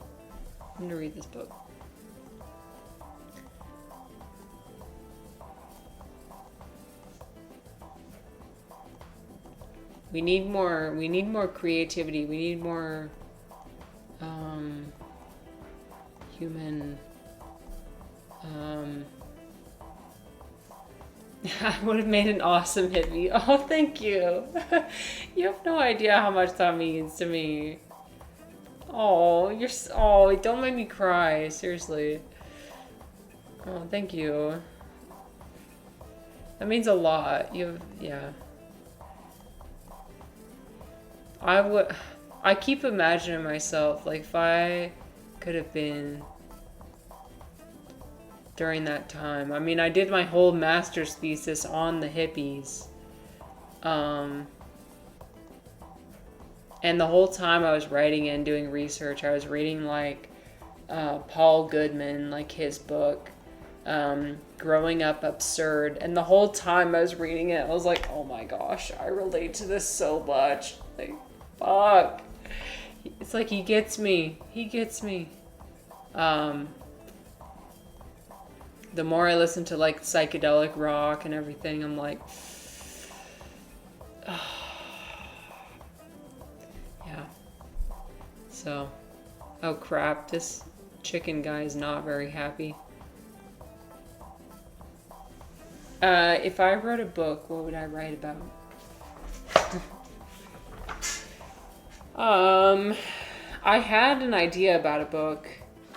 Oh crap. I need $12 more. Okay, maybe I'll try again. I'm gonna try again. It'll be fine. I had an idea about a book I wanted to write about. It was like a fantasy book, and it'd be about, I don't know, themes that have always motivated my life have been multiculturalism and also like exchange of ideas and the necessity of religion and belief systems in getting us through like the existential turmoil that we experience in life. And so like I would write a fantasy book and we're each basically the idea would be I like mapped it all out at one point. It was like it'd be something like Divergent where you like had a base state, right? Like teenagers up to a certain point be educated on like the different paths you can take, and then like at a certain coming of age ceremony you get to choose like which path do I get to take. And so the protagonist would have to choose, and the choice would be between like how do you die, basically. How do you die? What kind of community are you born into, or do you become a part of? So there's like, I don't know, like the crystal people and the mushroom people and the fire element people, and they're all based on like the major religions like of our human societies. So each one has their different philosophy. I misplaced the diagram. I got this like whole diagram that I drew out. I'm so pissed I misplaced it. But yeah. I had like I don't know what it was, but like this huge wave of inspiration where I just like wrote it all down and I figured it all out. But then I never actually started writing the book, so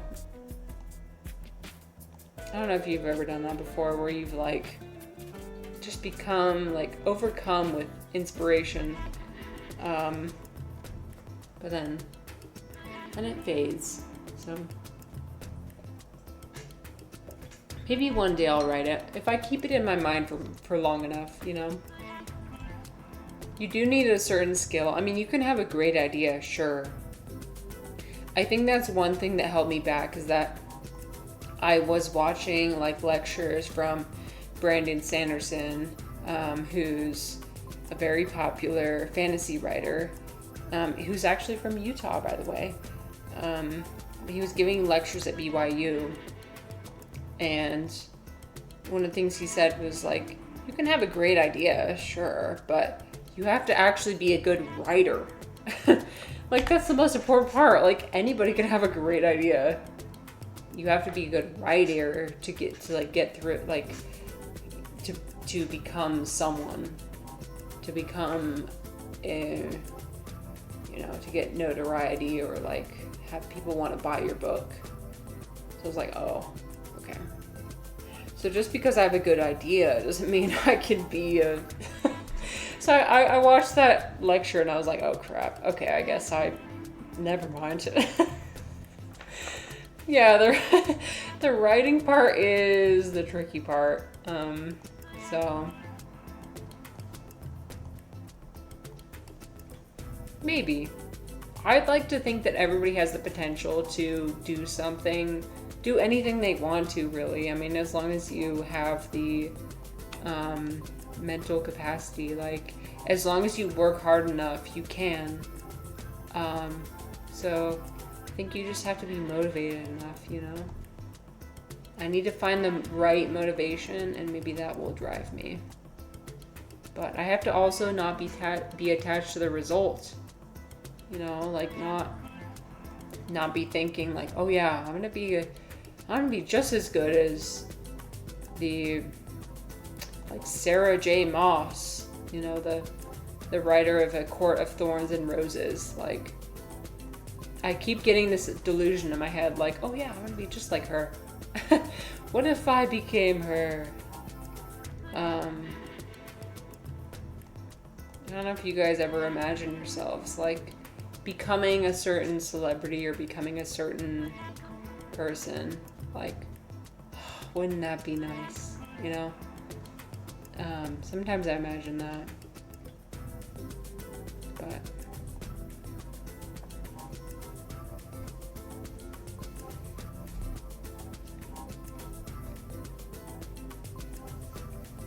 I don't know. I still have a whole lot of life ahead of me, so I was $2 away. No, really? I was $2 away. Damn it. Okay, we're gonna try again. I was $2 away from Superstar. God damn it. So close. So close. I know, right? Literally. Dang it.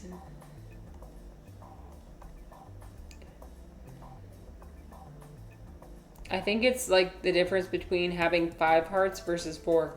Like one person had 5 hearts. I mean, one person had like 4 hearts when I gave them their pizza and they gave me less money. The audacity.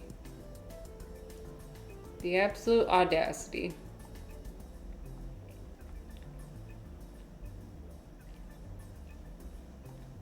Let's see. What does he want? I can't tell. I don't know what he wants. Oh, he wants garlic. Okay, cool. I just guessed on that one. I don't actually know. Dang it. Okay.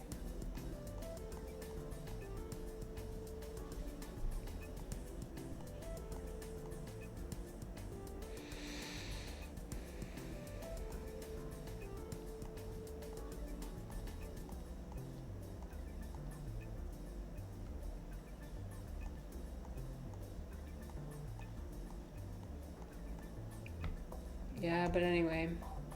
I always want to hold... Beijing? What's up, Beijing? What's up, Beijing? What's up, Beijing?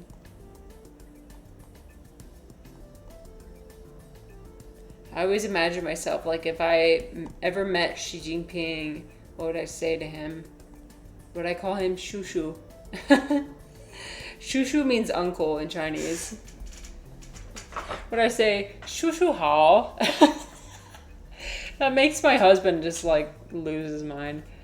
Because that would be, like, that'd be the most, like... That'd be like going up to Donald Trump and being like, hello, Uncle Trump. Actually, no, it'd be worse because, you know, China has a huge Confucian influence, right? So, you need to respect your elders. You need to call people by the right name. What's... I forget what the name for president is.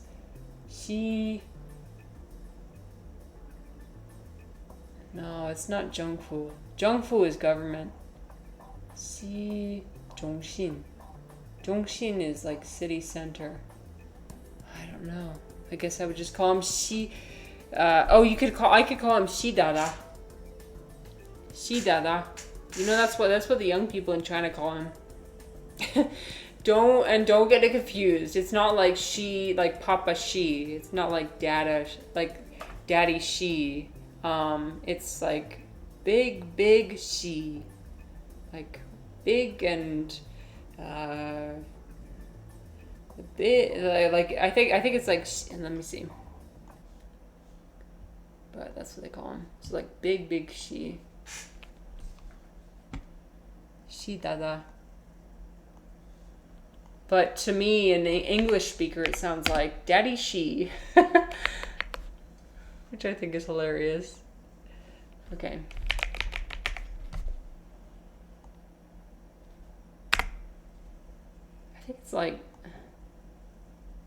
oh, yep, that's what it is. Look. Xi Dada. So that's his last name is Xi Jinping. So they call him Xi Dada. So Da means big. Big Xi. The ultimate respect for him.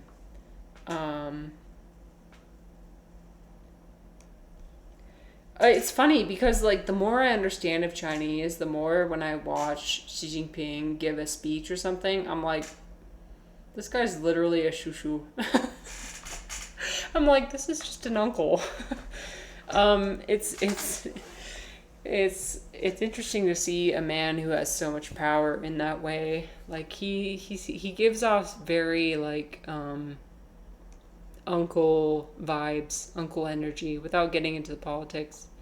By the way, you'll notice that like a lot of people have Mao Zedong and Xi Jinping like little trinkets in their car and like little I don't know, just like my aunt has like a Mao Zedong coffee cup and like, you know. I have learned some Chinese history, yes. Yes, so I do know about Mao Zedong and like Deng Xiaoping. Yeah, I enjoy I think Deng Xiaoping is pretty cool. Let me know if you can't let me know if you're in the ad void. Let me know if you're back from the ad void. I'll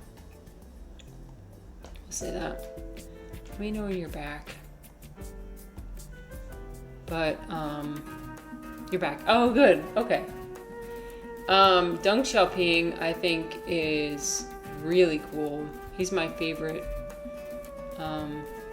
Because he just did so much. I mean, I might have a romanticized view of him, but he did so much for Chinese society, modern society today. Like, he did a lot of reform around, like, China's housing market and economic system and kind of helped them integrate into the World Trade Organization and really lifted tens of millions of people out of poverty. I mean, I cannot stress that enough. I mean, I know it's not like a single person's impact, but like, holy shit. I mean, he really helped shift China's perspective from like tradition to like practicality, you know? And it was his practicality that really just was a game changer. I mean, he was really able, I feel like he was, if we're talking in like more philosophical or more like, you know, terms, he was really able to swallow a lot of ego and a lot of pride. Because China's all about national pride. Like, you consider the century of shame that China experienced after the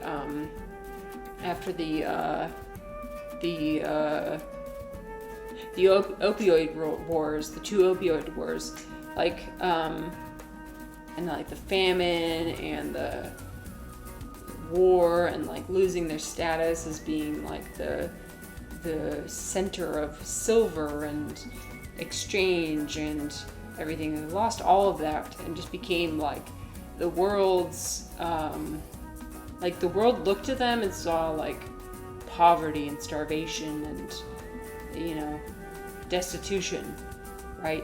And that was in large part due to the West, right? And how Great Britain and you know, how they really exploited them.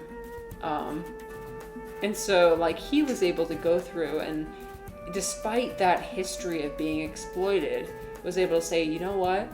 I'm gonna swallow my pride. We're gonna swallow our pride because I know what's best for this country and we're going to join with the Western world and become part of this World Trade Organization because it means that we can pull people out of poverty.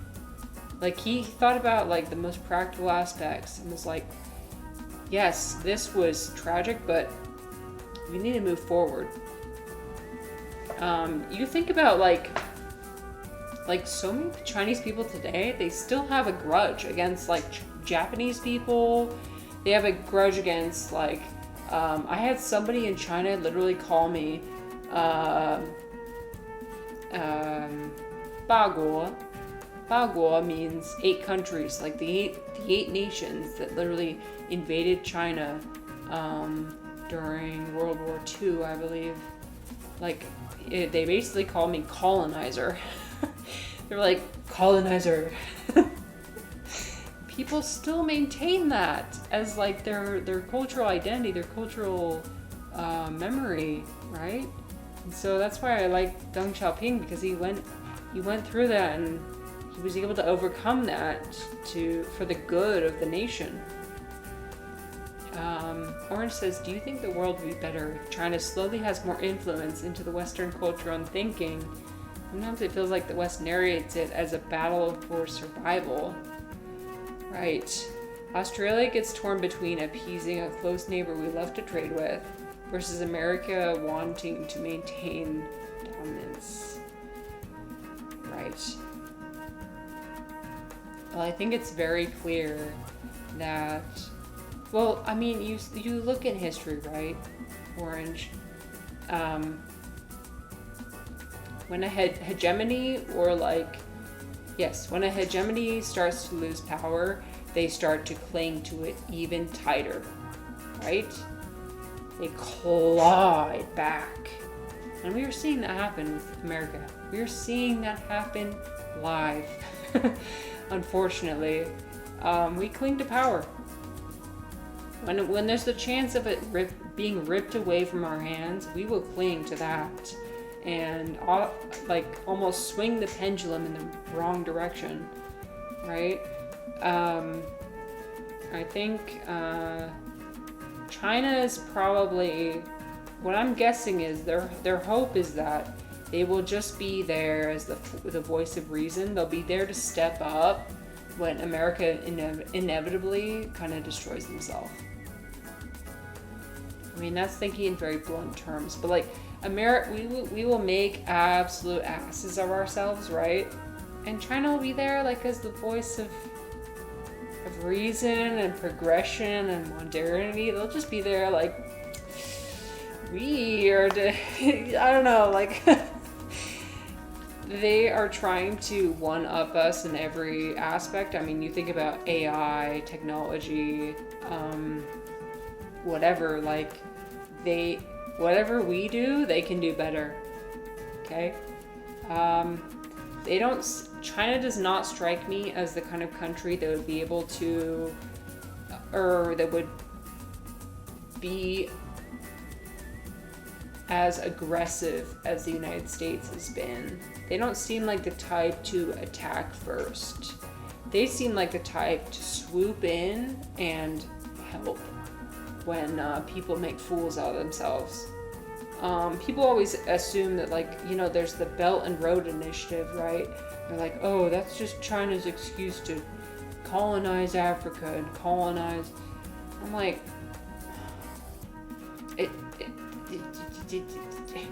it is so much more nuanced than that. Like, I don't think it's because China's trying to, like, build a competing empire to, like, go against the Western forces. You know, that you think about, like, ASEAN, for example. I think those just exist out of necessity. I don't think they exist out of, like, hostility or, like, antagonistic. But, like, the US, we are so defensive. We think that everything's out to get us because we're losing our power, and so we want to cling on to it, and we think, like, oh yeah, they're coming for us. They're our enemy. We gotta get rid of them. The audacity, for real.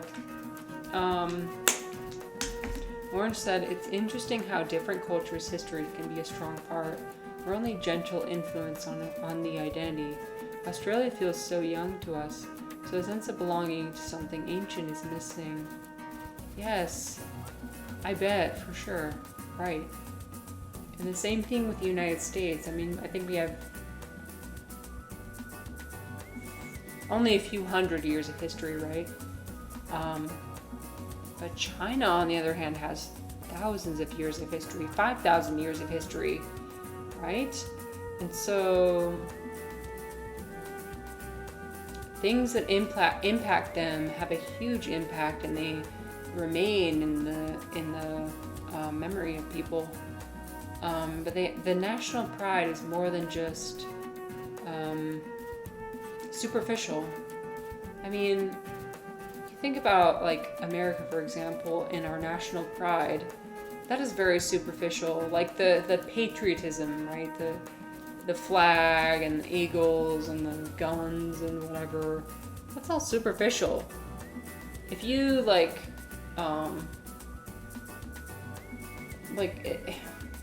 it's not like there's something that unites all of us Americans.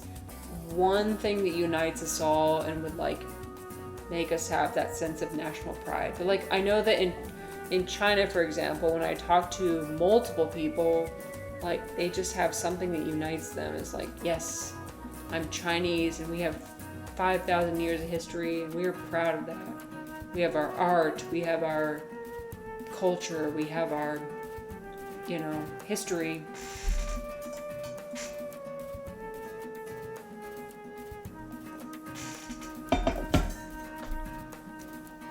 Anyway, be careful.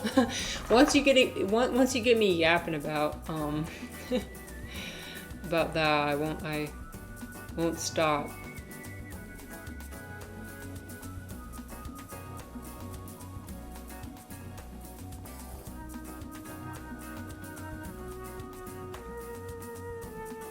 Of course. Thank you so much for being here, Orange. It was such a nice conversation that we had. So, yeah.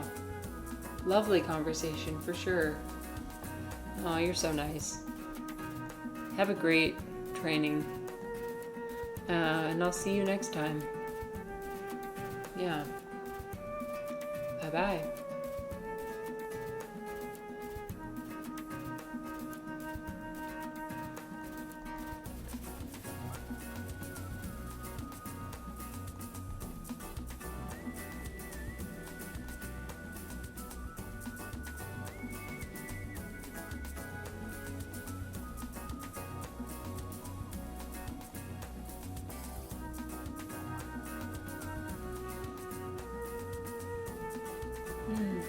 I'm very lucky.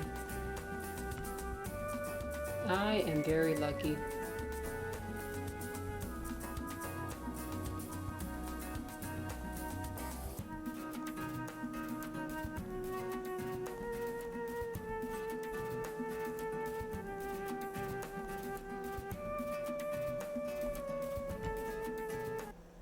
Oops, sorry. Ah! Me when I click out of my game. Whoops.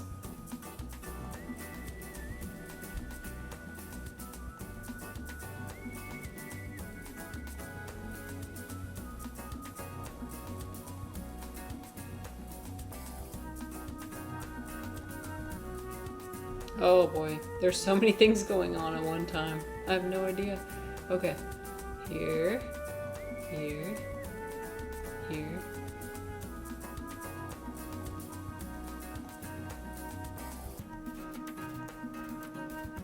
There. Oh. Maybe. Nope. Okay. I gotta do this again. I gotta try again. Okay. Start over.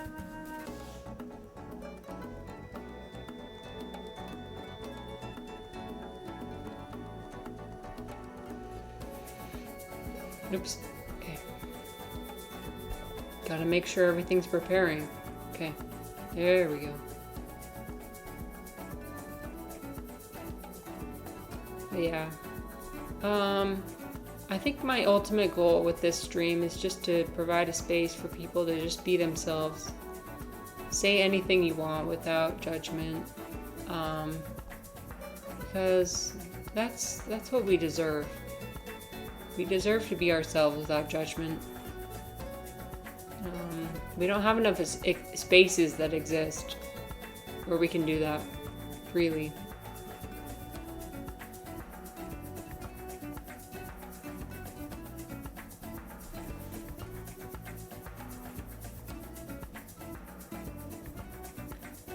Sometimes I feel held back by my own mind with like saying what I really feel. Because I'm worried about how other people will judge me or how other people will think about what I said.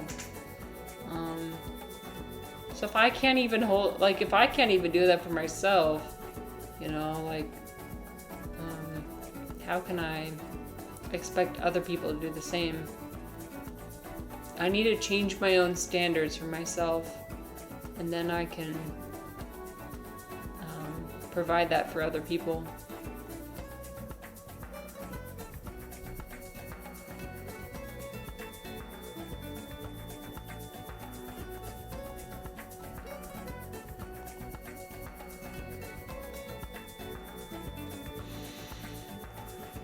Hey Dom, welcome back.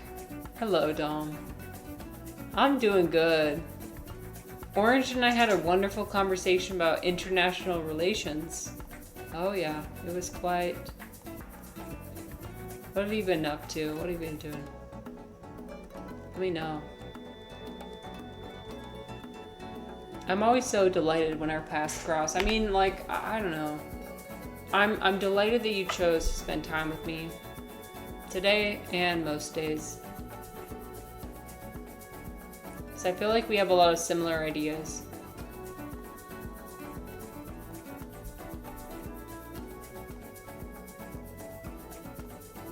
And I'm just always grateful. Like, I've had people come and go in my community, and I'm trying to make peace with that.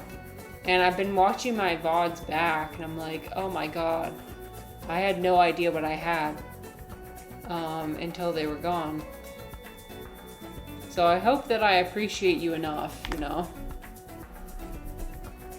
Dom says, was reading a bit, chilling in this other stream. It's so wild. This dude is writing a science document but educating himself all with AI. Okay. What?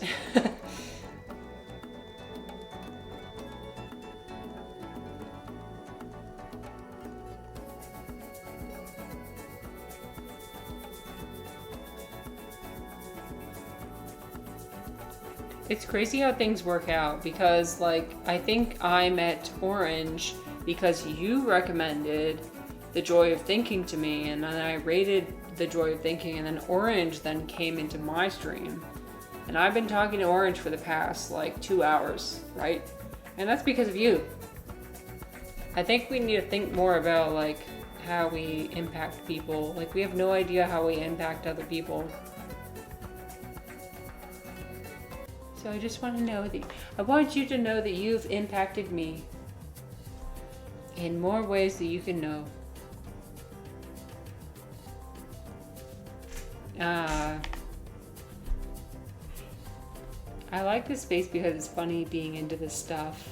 Some people will just never understand. I think you're wasting your life. But what can you do? Right, what's a better use of my time? Okay, how would you recommend I spend my time? Okay. Yeah, waste of time is definitely an objective point of view.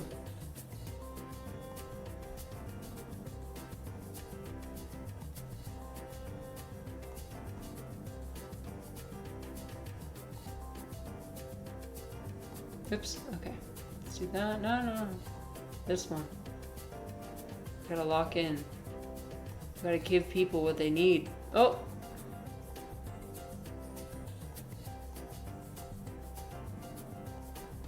If only restaurant work was this simple. Then I might want to work in a restaurant.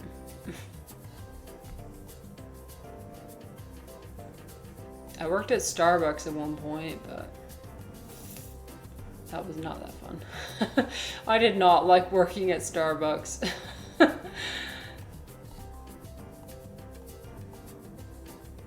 Um, if you think meditation does nothing and abstract music sucks, then yeah, I'm doing nothing. I've done nothing with my life. Right. Yeah. No, Dom, it is all subjective. They don't know. They don't know what they're missing out on. They have no idea. But it's also not your responsibility to, get them to understand. Just enjoy. Just live. That's the meaning of life, to live. That's it.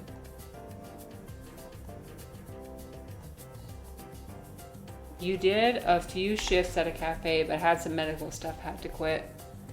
Oh, but you know what it's like. And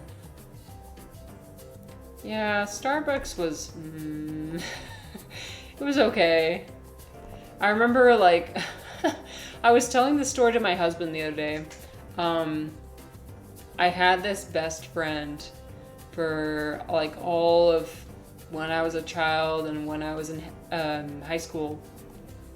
And we unfortunately ended our relationship in a very kind of dramatic and, like, I don't know, emotional way. And we didn't see each other for a couple years. But then for some reason we both moved to Salt Lake and went to the same college. And I was working at Starbucks when I was, going to school. And she ended up coming into Starbucks, and I hadn't seen her for like 2 years.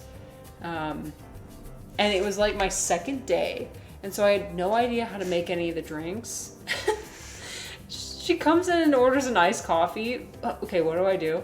I go to the espresso machine. I do like 2 shots of espresso.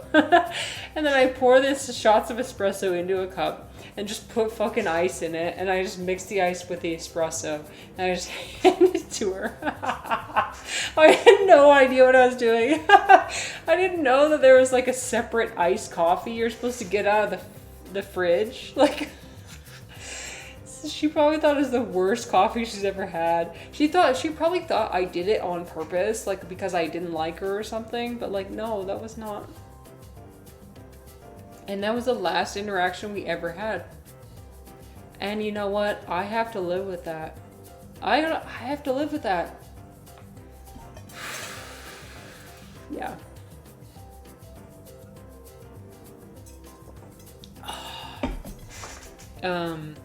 The most capitalist version of the coffee shop, for sure.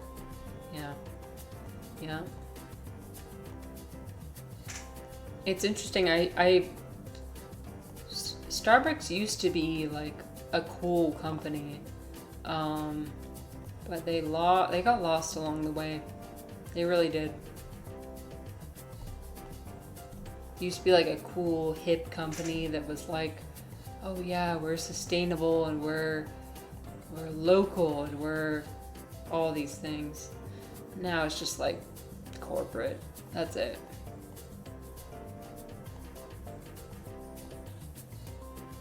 Days like this suck. It's nearly 100 degrees outside. Oh yeah, you're southern hemisphere, aren't you? Oh yeah, right. Damn. That's crazy. Have to stay inside all day. Yeah, we have some 100-degree days here, but do you guys get humidity as well? Oh, that's brutal. Luckily, you have air conditioning, right? You have air conditioning, hopefully.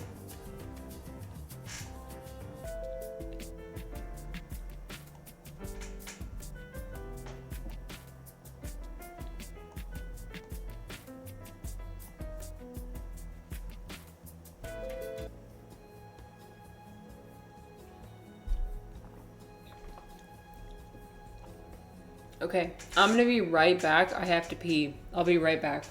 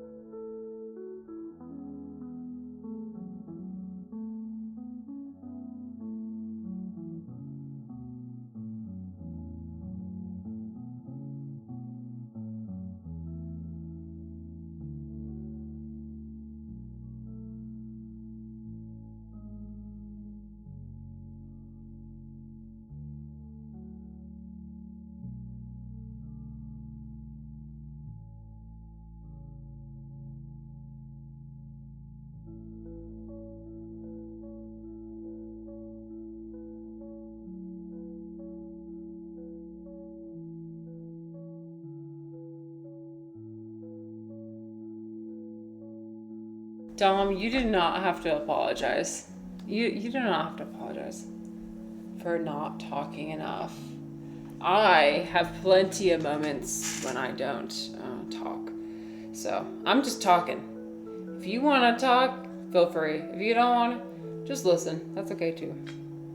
Oh no! Go have coffee. Go have your coffee.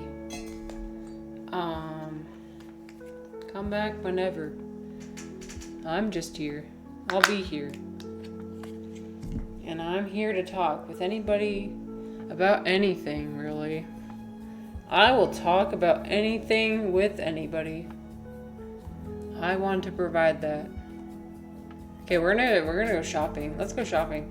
Do you ever have a moment where like you and again, whenever I ask questions, it's always hypothetical. Okay, it's not like directed at anybody. Do you ever have a moment where you're like, wow, I wish this could last forever. I wish this feeling could last forever. Okay, I'm gonna be honest with you, okay? I probably should not share this live, but I always share everything live. I always do. It might come back to bite me in the ass one day, but you know, whatever. I'm feeling I'm in a sharing mood. Okay. So I always feel this way when I imbibe in alcohol. I got my wine here, right? There reaches a point where I wish that a moment could last forever. Where a certain neurological or, a certain mind state could last forever. And I want to hold on to it so bad. And I want to keep it forever. And so what do? I take the alcohol and I drink more. And I want everybody to understand this. For people who imbibe in alcohol, you need to recognize this moment and to not continue. You need to stop. When you reach that moment of like, oh, I would love for this to last forever, and then you drink more, it always ends up being worse than what you imagine. You need to stop. At that point, you have to pull back and be like, you know what? I'm done. Dom says, I always think about how I was a few years ago, and I always try and recreate that. Dom, I hate that feeling. I'm sorry you're experiencing that. When you have FOMO for like your past self, no. I've experienced that before too. When you're like, I just wish I was like how I was before. Hopefully it's not as dramatic as that for you, but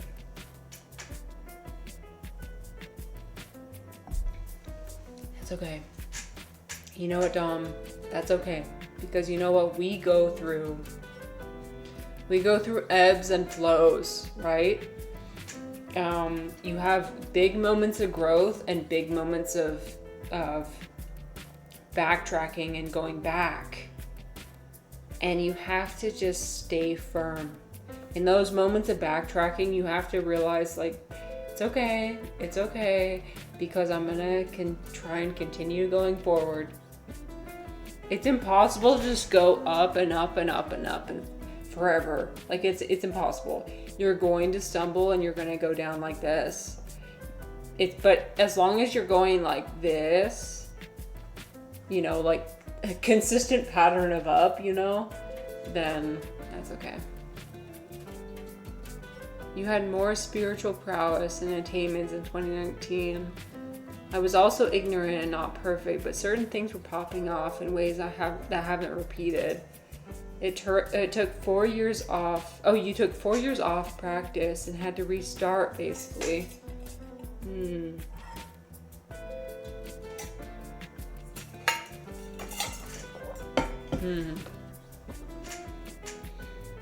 Don't be too hard on yourself. You've probably come a long way, and you know what, like, sometimes you grow too fast, If you grow too fast I mean, you need to compensate. You have to compensate for that, like, with time.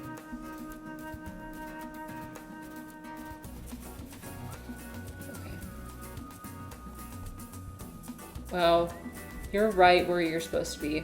Like, you are right where you're supposed to be. Oh my god. Okay.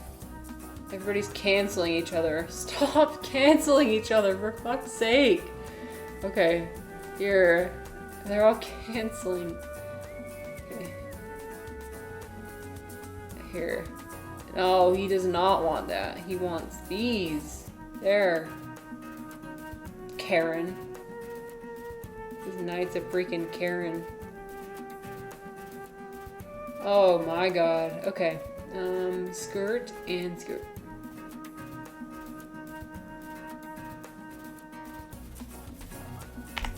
Yeah, some sense not productive, but also has been motivating. Well, it's okay to have times when you're not as productive as you used to be. I'm saying, listen, I'm saying this, but at the same time, like, I'm not taking my own advice. I'm also in a period of stagnation, for sure. And it's hard not to beat myself up over that. And be like, why aren't you doing more? You gotta go. Look at how much you've accomplished. You gotta accomplish more. You gotta be doing more.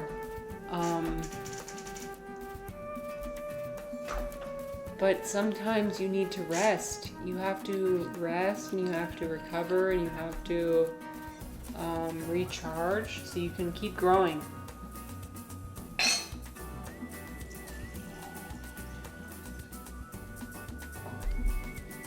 Back then I was really good at body stuff and non-duality. I'm better now at learnedness and vipassana. What is vipassana? Let me look. I'm looking. Oops. Okay.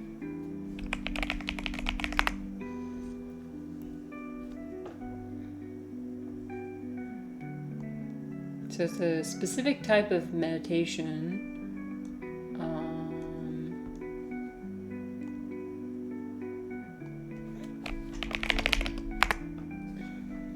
Self-observation. Okay, self-observation. Insight meditation to cultivate wisdom. Oh, okay. Thank you for the explanation. Right. But now you're better at learnedness and vipassana and concentration. Yeah, and sometimes like you have different skills, and sometimes you let go of different skills. You let go of skills to pursue new ones, right? Like I used to be really good at drawing. I used to be,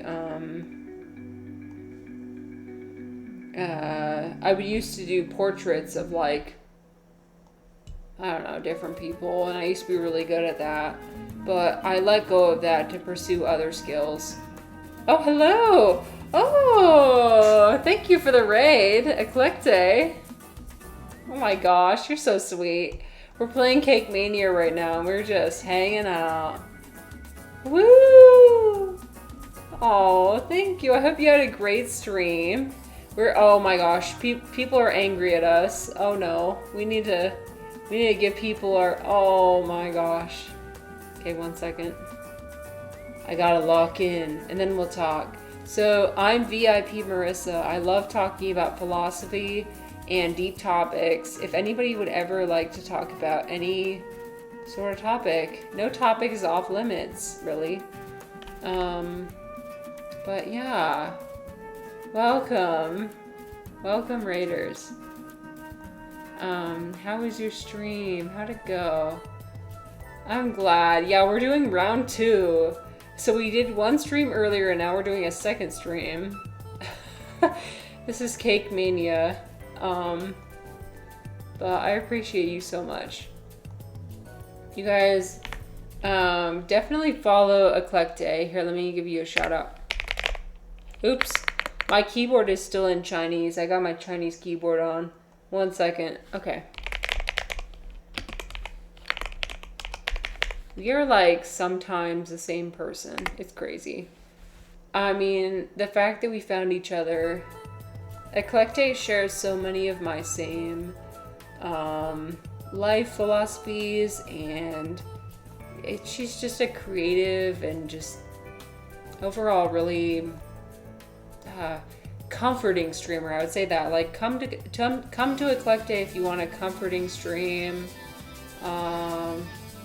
Someone to listen to you and validate you, and yeah.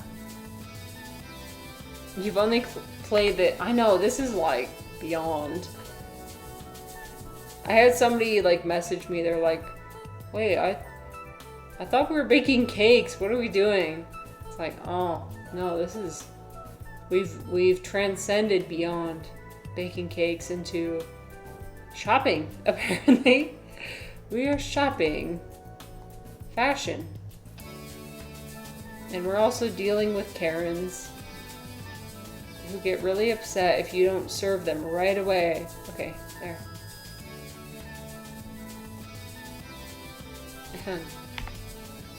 Feel the same way and always tell my community about you and how similar we are. Oh, I'm glad. What'd you guys do today? What were you up to? Sorry, I saw you were streaming, but I was streaming at the same time, so I wasn't able to come in and spend time, but next time for sure. But yeah. I mean, I think everybody should try streaming, honestly, because you have no idea how many people are out there that really just share your same vibe. Why can I not find these shoes? Okay, I'm tempted to cheat, but I won't. I won't. For you guys, I won't cheat. Sometimes I cheat by pressing pause. I'm gonna be honest. Okay, something about this channel is I'm always honest. I'll just let you know. So sometimes I'll hit pause and then I'll just look around the room and find it. I'm not supposed to do that. No, don't do that. Don't cheat. Okay, that did not work. That's okay. We're gonna do a different level. We're gonna do this level. Yeah. Dom says, in a future utopia, I imagine a bunch of psychics tell you as a kid the things that interest you. Ooh. Yes. Okay, Dom, would you like... Okay, here's a question for you in response. Do you want to know the future? Like, if somebody could tell you your future, would you want to know? Would you want to know, like, how you die, or, like, what kind of career you're gonna have, or what kind of future you're gonna have? Like, you know? I've thought about that before, and I'm not sure if I would want that. Especially the one about, like, when I'm gonna die, or how, right? I want it to be a mystery, because then I would be kind of... If I knew when and where, I would be kind of overtaken by anxiety, right? Yeah, right. I'd be sick knowing when I'd die, for real. No, I don't want to know. Dom says, I can't say I believe in one future. Okay, right. I'm already a ball of anxiety. I can't imagine knowing the time. Right? That would be a case of, like, self-fulfilling prophecy. Well, that's what the movies always show us, right? Is that, like, our anxiety takes over and, like, causes us to create our own prophecy, fulfill our own prophecy. But if we were instead to be able to have the perspective of Dom, where it's like, okay, that might be one outcome, but there could be more. And that's okay. Then maybe we'd be okay. We'll be indifferent. But yeah, I'll be pretty anxious, not gonna lie. I don't know if I'd be able to think like, oh yeah, well, maybe that's one outcome, but there could be more. It would take a lot of mental fortitude to be able to come to that conclusion.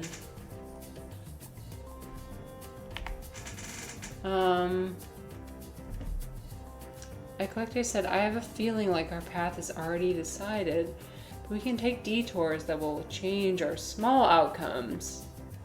There we go. So you're saying you already feel like there's something big that's kind of pre-set out with it. So the things we can change are small changes. That is interesting.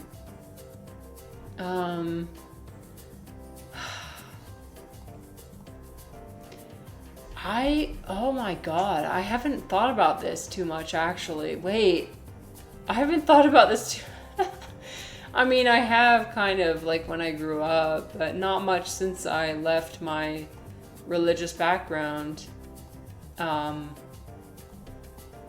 Oops. Here we go. Let me think. Oh, people are getting upset. Let me find the... Where's the shirt? Here's the shirt. Here, take the shirt. There's that and that. No, not that. The yellow vest. There.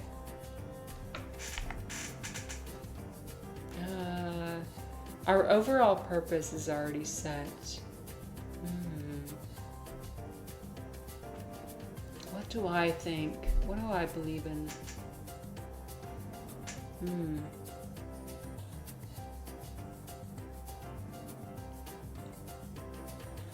I definitely believe that I have a guiding force that's always been there. That's always directed me towards one purpose. Maybe how I get there differs. But the ultimate purpose... Actually, Eclecte, I do agree with you. Yeah. Overall purpose. I feel like there's always only been one. Oh, people are angry. Okay, 1 second. There. Here, take your clothes and leave. Take and leave. There. Be gone. Oh, crap. I didn't get my goal. No, no. Oh, no. Dom asked, do you believe in infinite parallel realities?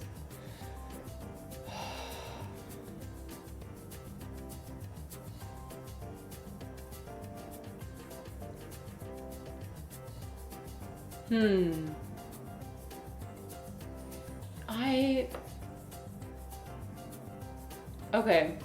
I believe in kind of a little bit more... Okay, so kind of a little bit of Doms and kind of a little bit of Eclectes. Sorry. It's kind of a mix of both. I think that the ultimate purpose remains kind of the same, but the way about getting there might differ. I might take very creative paths. Like, for example, Dom, I could be like... I've thought about this. I'm like, oh, I could be the owner of a bakery, or I could be an artist, or I could be a streamer, or I could be an actor, or, you know, list off many different careers. But ultimately, like, I want to,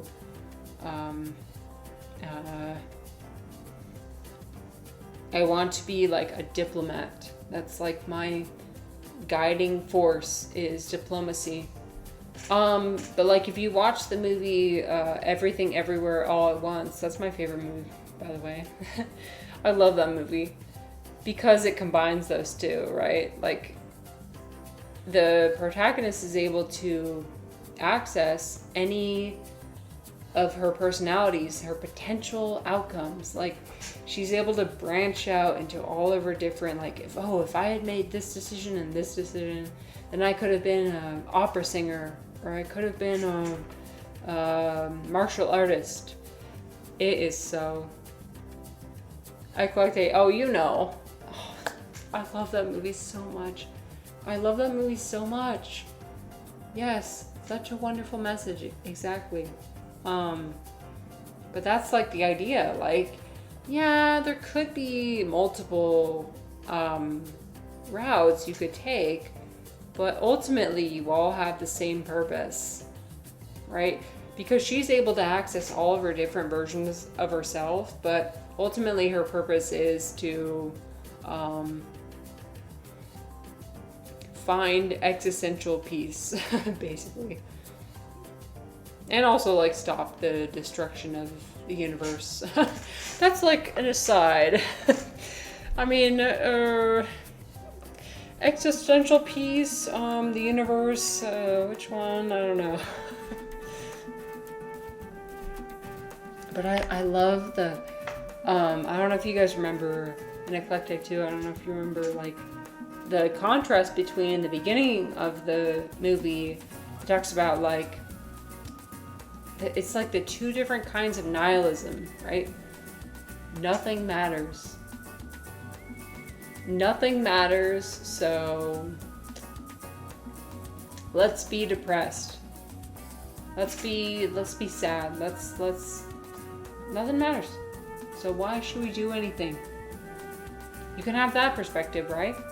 Or you can have the perspective of nothing matters, but that means we can do whatever we want. Like, nothing matters. Let's just do whatever. Who cares? And I love how it transitions from that. Like, nothing matters, depressed, to nothing matters, like, let's just do whatever. Who cares about expectations? Who cares about, preconceived notions? We're just gonna do what we want with our existence. Yeah. Glass half empty versus glass half full. Exactly. Right. Yeah. That movie really showed all the perspectives. Yeah, the emotions. Exactly. Yeah, it's a good movie. My favorite. Oh, I love it. They really cooked with that one. They really cooked with that movie. Okay, so here's a question for you guys. Like, do you have a movie that just, like, it fully embodies your life's perspective? That's a big question, but, like, okay, maybe a smaller question would be, what is your favorite movie? There's a smaller question. What is your favorite movie? For me, because I'm a Sith, I tend to deal in absolutes, so I'm like, either this fully resonates with me or it doesn't.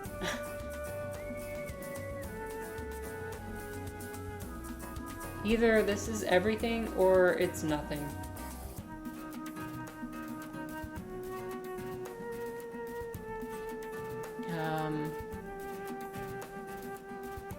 Annihilation. No. What? Are you serious? I love that movie. No, literally, I've got that book. Oh, wait.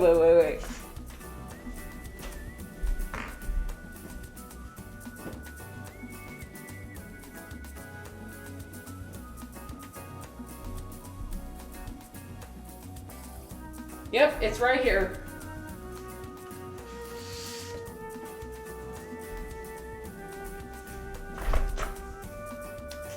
Yep, it's right here. I love that movie. Yeah, with Natalie Portman. You bought the book the moment I finished the movie. Did you like the book as well? The book is really good. Yeah, beautiful movie though. Absolutely. So like, so surreal. It's like a fever dream, that movie. Oh my gosh. Yeah, I've seen that movie so many times. Yeah, and the book too. The book too for sure. Very like very haunting and very creepy. I was reading it and like I was amazed by the author's ability to really make you feel like there's something otherworldly going on right here. You don't know. The whole book you have no idea what's going on. I love how the characters too are like none of them are named. They don't have names. And so like it's like the biologist and the archaeologist and the psychologist. And that's intentional, right? That's intentional because you're trying to almost dehumanize the characters or like dissociate yourself. Yeah, great book.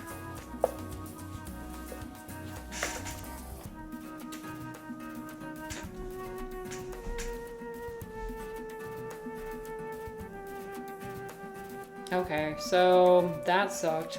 We're gonna try again. That was abysmal. Let me try again. Let me try again. Okay. What do you want, sir? He has no idea what he wants. I do not have patience for you, sir.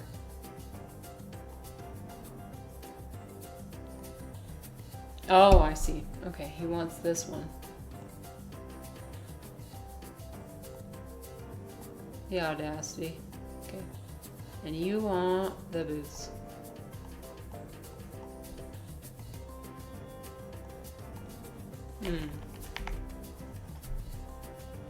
Oh, The Truman Show. I love that one too. Yeah, with Jim Carrey.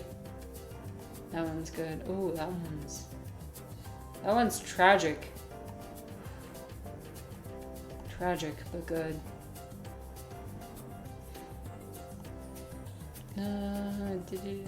Okay, as soon as I'm done with this level, I think we're gonna finish off here. But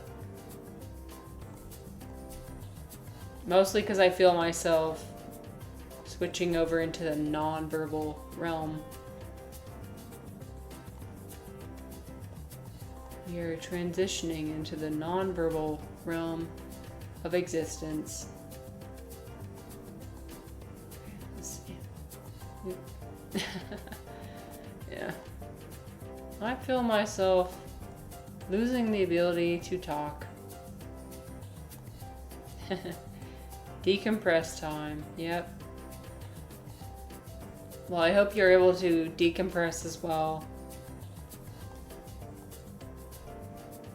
Here, let's see. There. Oh, maybe. Okay, maybe. Let's see. Yes! Oh, no, dang it. Oh, I just had enough to get the basic goal, but not the superstar goal. That's okay. You know what? That's okay. We're fine. I think, I know, right? I was so excited. I was like, oh yes, I got exactly the right score, but no. We're trying to get the superstar on all the levels. It's good enough for now. Thank you everyone for stopping by, hanging out. Let us raid somebody, shall we? While the night is still young. Let's see, who is streaming right now? Who is streaming right now? Oh, we could stream. I mean, we could. Well, also, I'm losing the ability to talk, so there's that. We are losing the ability to form sentences and words. We could do my friend Galti. I think we'll do my friend Galti. What do you guys think? Let's do it. Thank you for being here. And I hope you all have a fantastic night. Let's raid my friend Galti. He loves doing Galti loves doing like older games. He's very wholesome. He's from Ireland. Okay. I think this is the correct. Let's see. Is it correct? Yeah. Yep. That should be good. But yeah.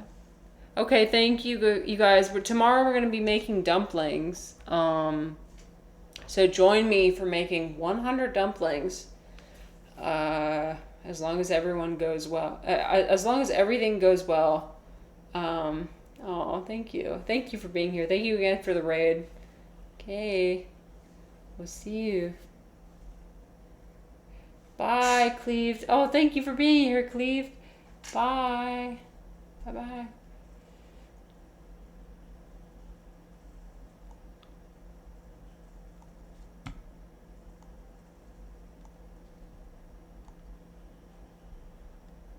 So it's now Friday. You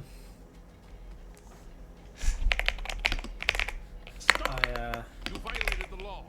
Pay the court a fine or serve your sentence. Oh, hey guys, I'm Mercy.